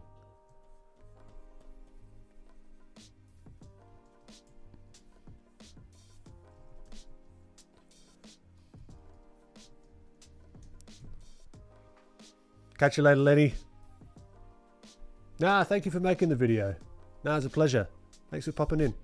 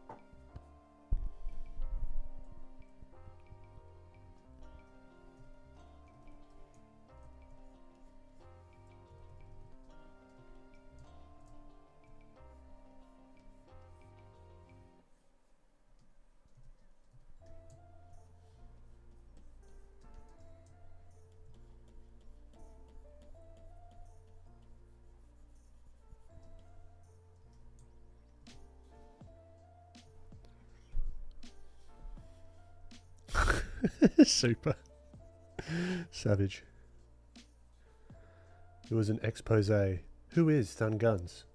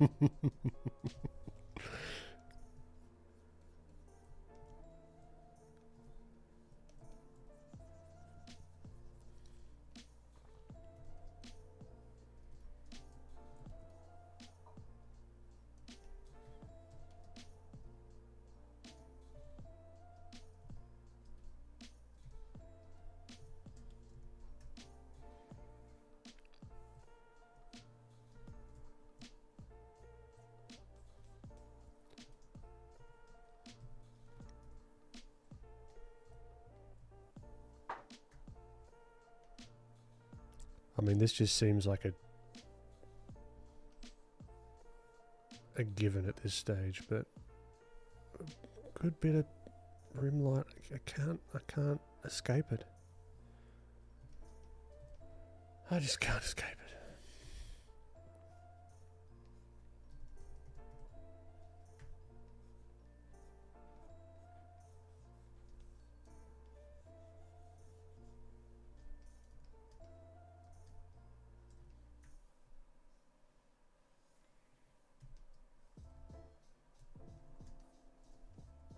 Everyone does like the Noah Razor challenge, the draw with your opposite hand. I should do like a no rim light challenge. That'd be more difficult than all those put together. Thank you, Yunari. Thanks for popping in.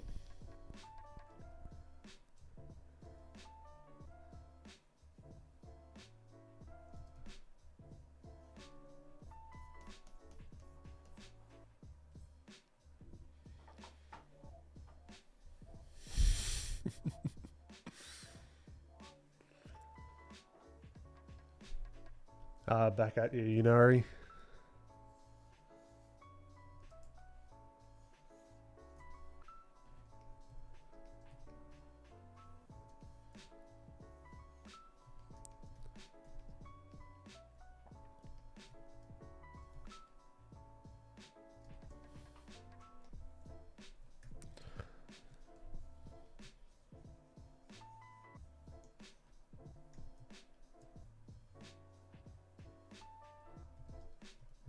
No.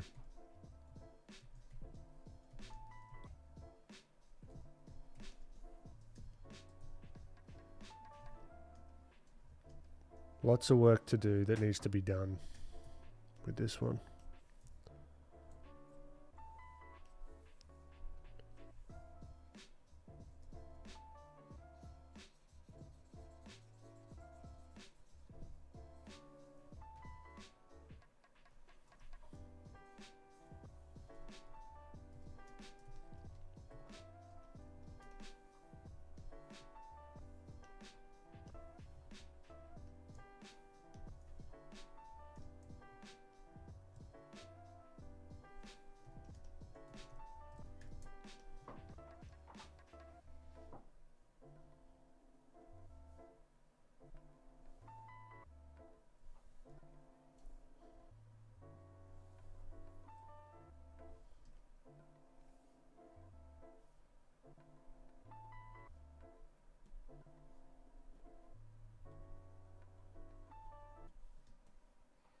Quick tip, adding these little freckly things, make sure they kind of like follow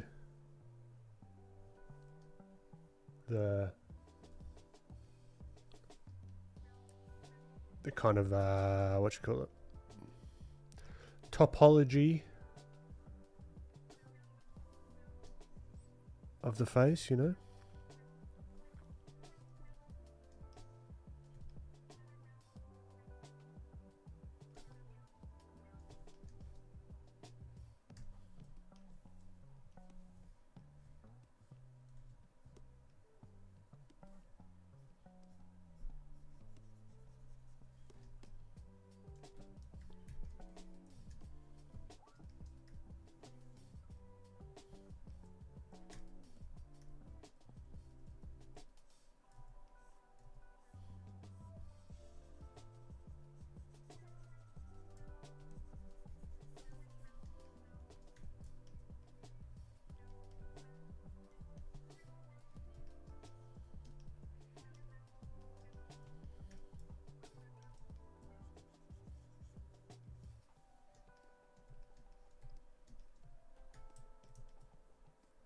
Now, overcast lighting, one of the hardest lighting scenarios to do, really. It's just so subtle. Unbelievably subtle.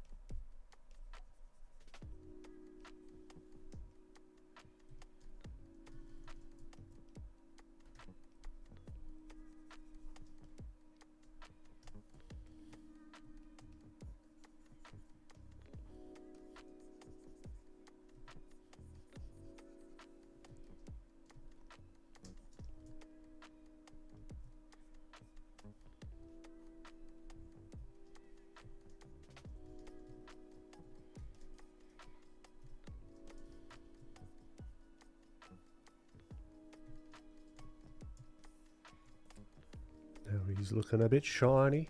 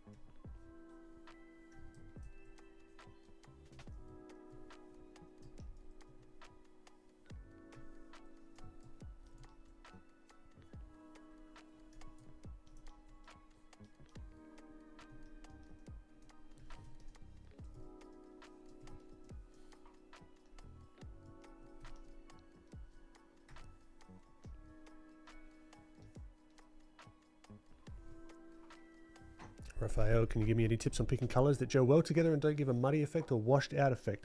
There's a few things that could be causing that. One thing I would say in the shadows, bump up the saturation a bit. If you've got like muddy or that like feeling of muddiness.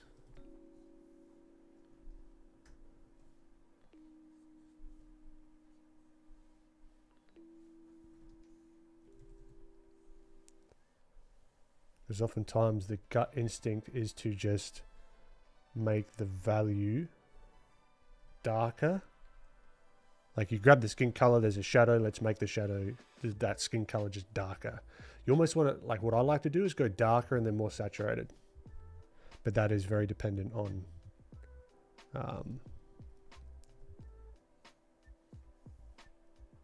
what you call it? Very dependent on the material.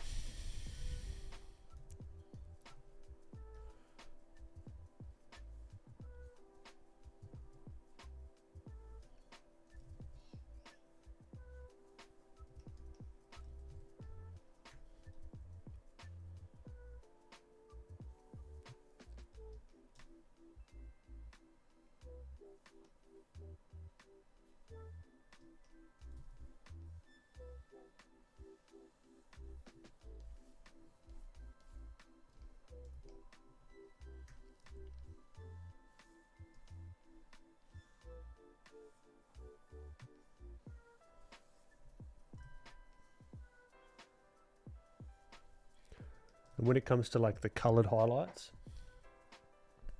one little trick, which is really just like a light, the thing that light does.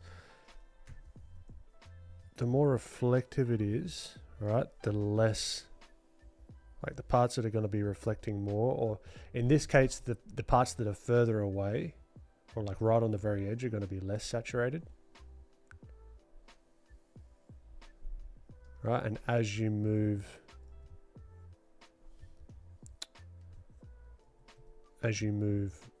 inwards, as it sort of wraps around the form, that's where it's almost like, I think of a lightsaber. Right in the middle is going to be like really desaturated, and then as it gets out to the edges, you can see like the greens, the purples, the yellows, the blues.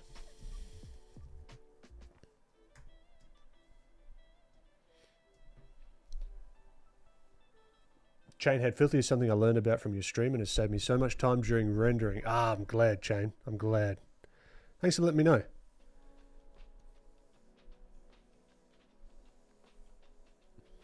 Yeah, as I want to make like a little how-to, or like a how I use Filthy kind of thing.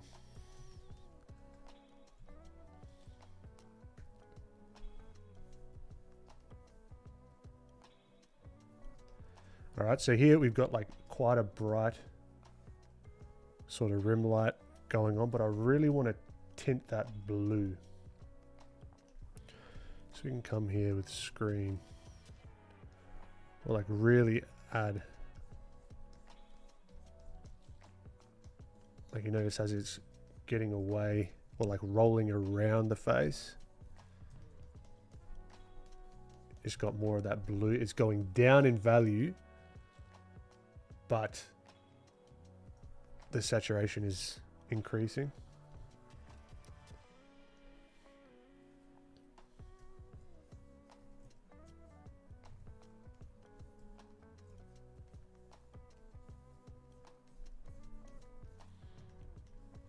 We can even just manually do this with the normal layer mode.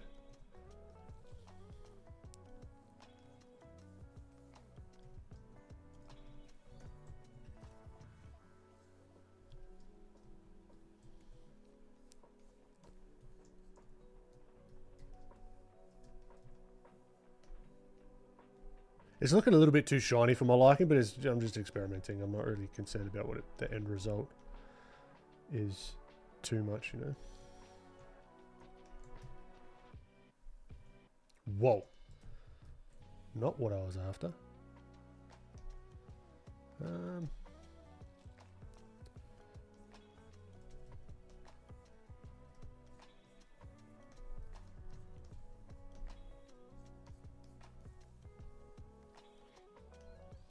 Yeah, that's fine. Maybe there's a little bit of subsurface through the ear here. Who knows? Again, you're not really going to see this ear, but I've put it there anyway. Because it's my drawing and I do what I want.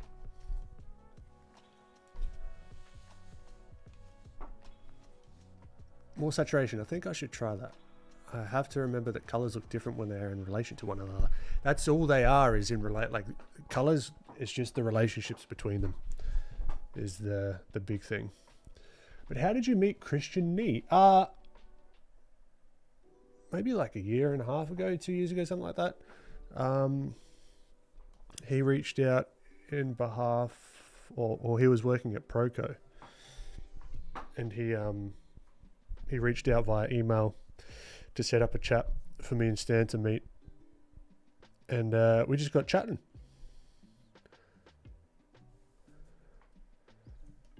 And that's kind of it, really. That's where it started, because we just got chatting about content and blah blah blah blah blah. Because I don't really, I do now, but back then especially, I didn't have many people to talk to about the whole content side of stuff, and how, like, the strategies and the business side and blah blah blah blah blah.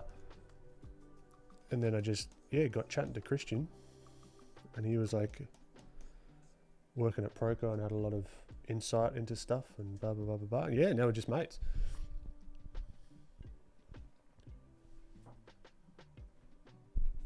Yeah, when I look at the colors by themselves, they do seem out there, definitely.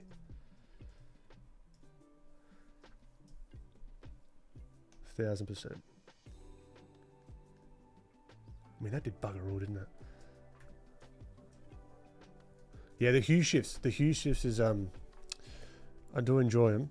They come in super handy. It's like when you need them, it's like, oh, it's sick. Don't always need them.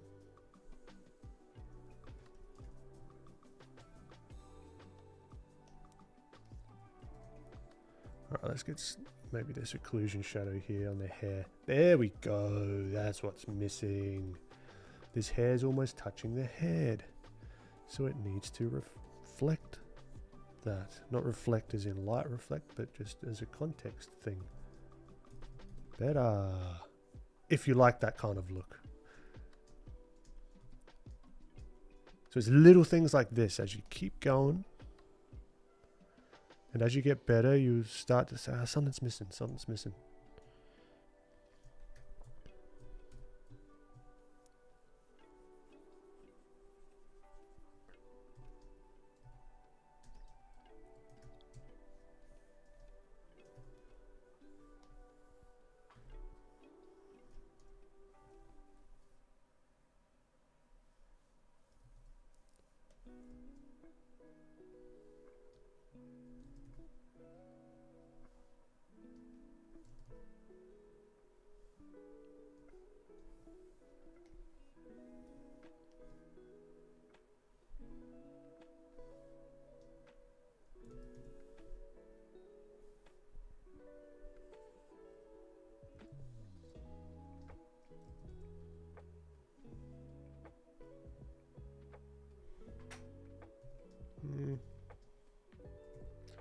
That's fine. I want this little area in here.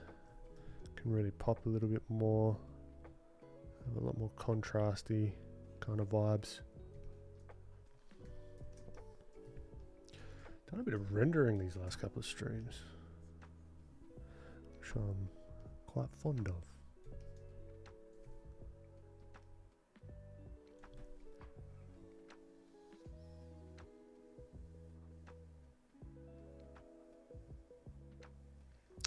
Yeah, I love gesture drawing now because it doesn't really matter how it looks. It's just fun. It is good. It is a good bit of fun.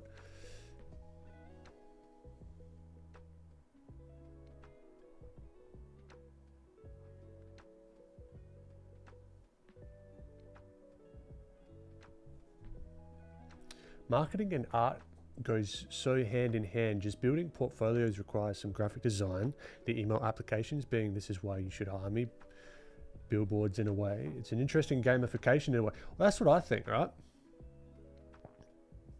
I think like the whole everything, the content, the marketing, the business, the art is like the whole thing is the art.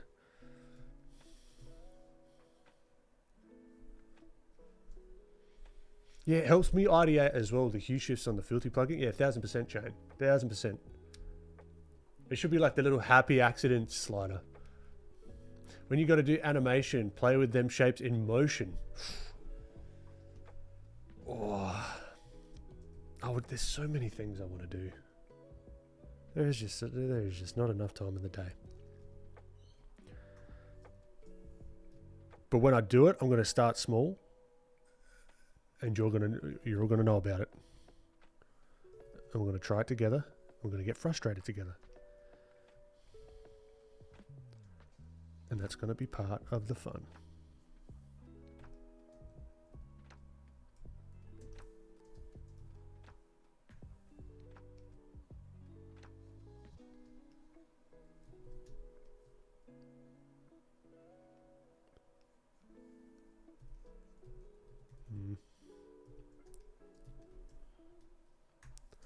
I almost like.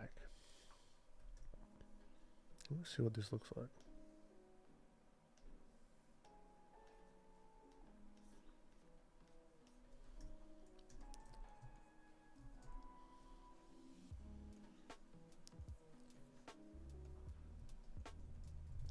Like if the highlights were blue, or more on the blue end of the spectrum.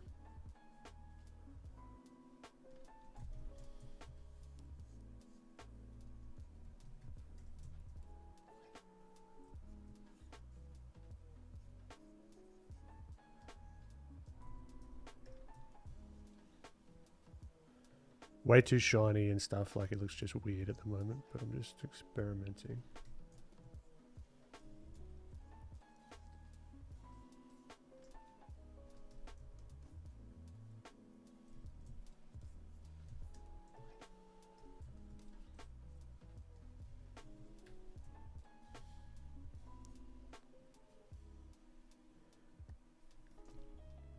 So we knock that.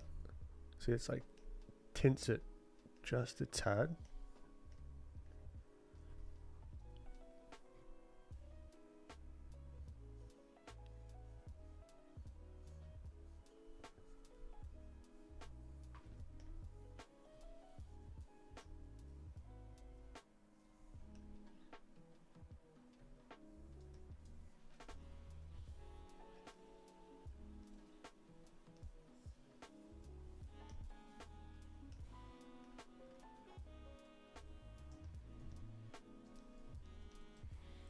Now we're going to try and get some depth.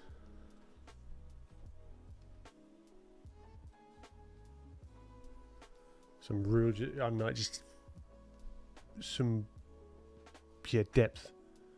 It's a better word for it.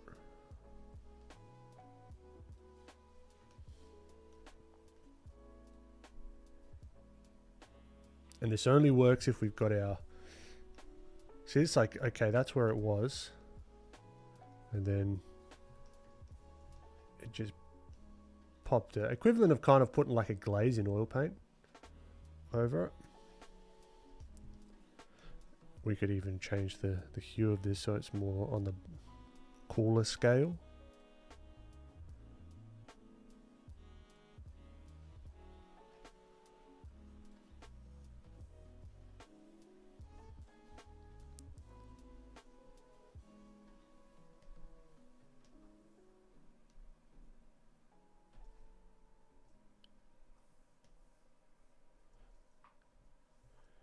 duplicate. Now it's gone a little bit too dark, right?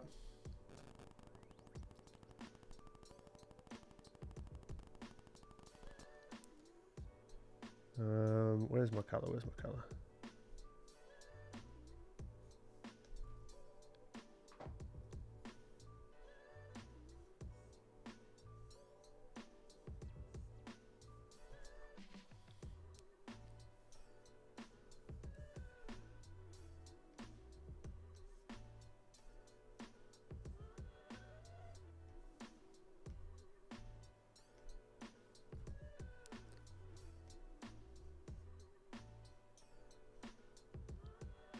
So now it looks a little bit sick, which is not what we want.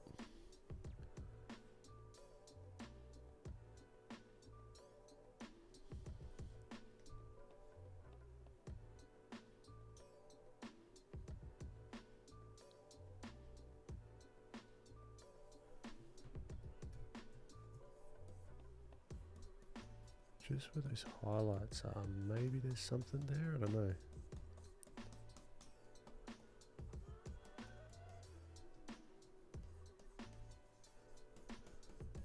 Yeah, this is where you can just like play.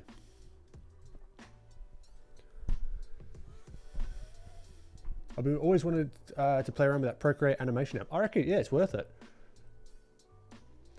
Like character design, I think the rhythm and flow is in everything. Being able to purposefully guide someone's eye through an application, through design and language, so difficult to get right. 1000%. 1000%.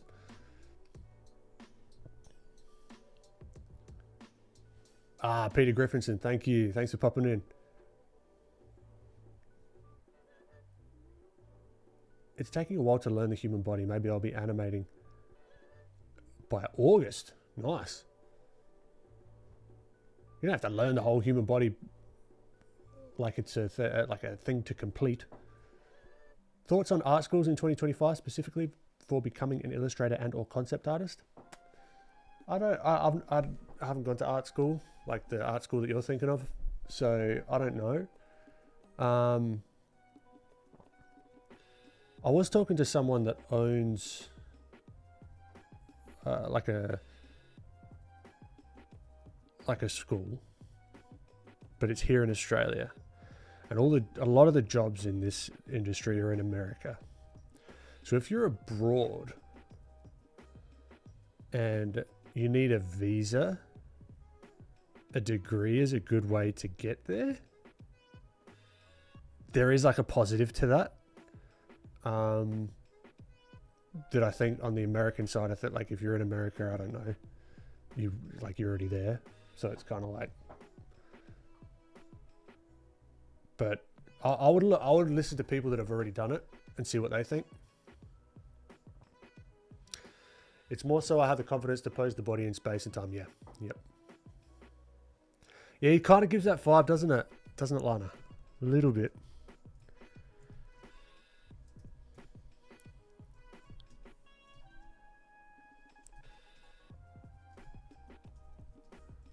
Look, I reckon I'm going to leave him. Oh, hold on. No, I don't like it. I don't like the blue. The blue can suck it. Now, is there a world where he's half in shadow?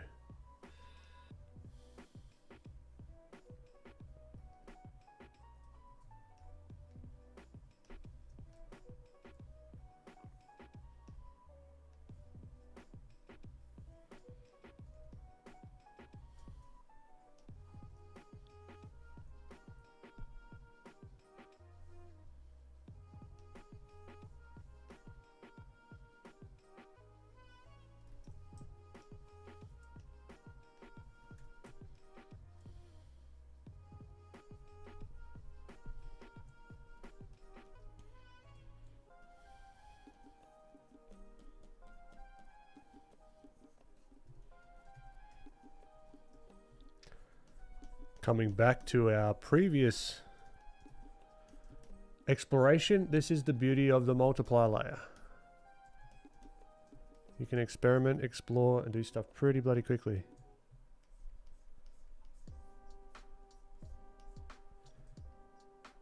Maybe there's like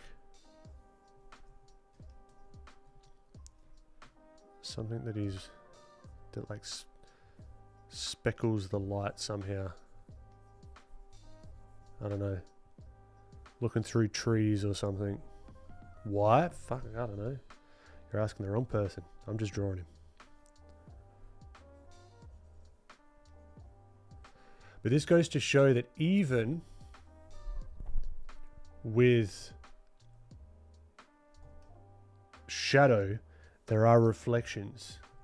There's light, right? That's why this still looks naturalistic. It still looks like it's meant to, it fits, you know?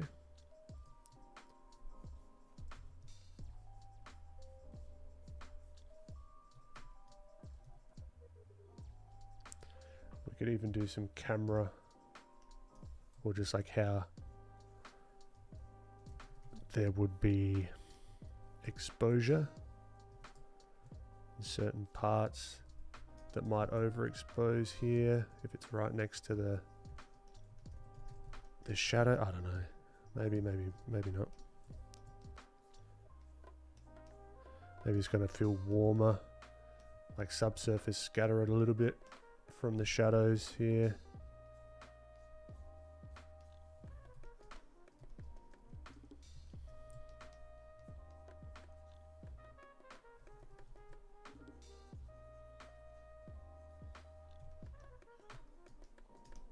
Kind of cool. What's his name? Alvin, Bobby.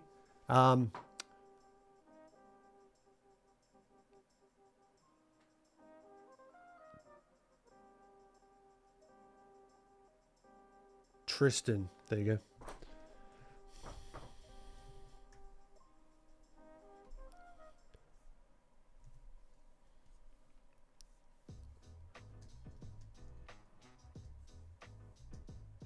Oh no, Chain, tell me about it. These trees are made of trees who oh god. And this is like a benefit of starting with more of like a neutral lighting setup, is you can just start layering over ideas, you know.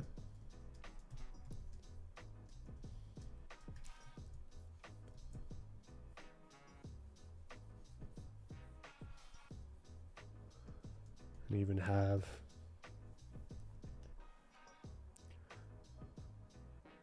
make it feel like it's this.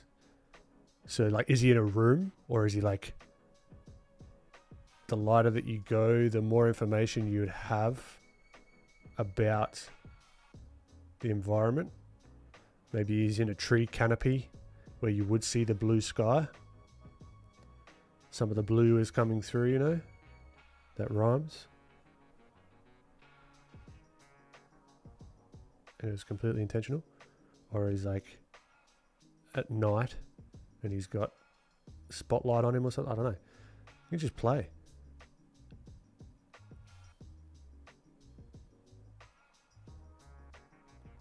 Yeah. And this can all be done traditionally as well, which is sick. But look, I reckon with that, we've gone way over time than we usually do, but I was having fun with this one. Give it a quick little save. With that, I'm going to say thank you very much. He has a tree house. He could have a tree house. Do you use any other plugins in your day-to-day work? Not really. No. Plugins. Filthy is about the only one that I use in Photoshop, at least. Multiply, screen, overlay. Which one do best for shadow like that? Multiply, I would say. Lazy Sketch Guy, thank you very much. And look, thank you everyone for popping in. You bloody legends. Those in chat, absolute legends. Those that aren't in chat, you're still bloody legends as well. Thanks for popping in. Listen to me ramble on. Do some art study. At the moment, this is keeping me in practice. It's the only time of the week that I get to study some art. You know, and I get to do it with you guys. It's an absolute privilege. So, quick recap. Did a little study of this fella. Love a good yellow van. And then took this guy, which started off as a sketch, wherever that sketch has gone. I don't know. Yeah, there you go. Did a bit of the line work on him. Then we coloured him in. Not bad. Learned a little bit. Had some fun. And this stream happens every single week. Thank you, Scroll Reaper. 10:45 Australian Central Daylight Time, Monday. For those of you on the other side of the world, 4:30 around thereabouts, 5 PST Sunday. So your Sunday, my Monday. All right. On Mandel is your is a one-time payment. One-time payment for the Filthy plugin. All right. With that, I will bid you adieu. I am hungry, as we've already established with our tangents into food. I'm going to go make some scrambled eggs. And I'll catch you in the next one. Have a great rest of your week.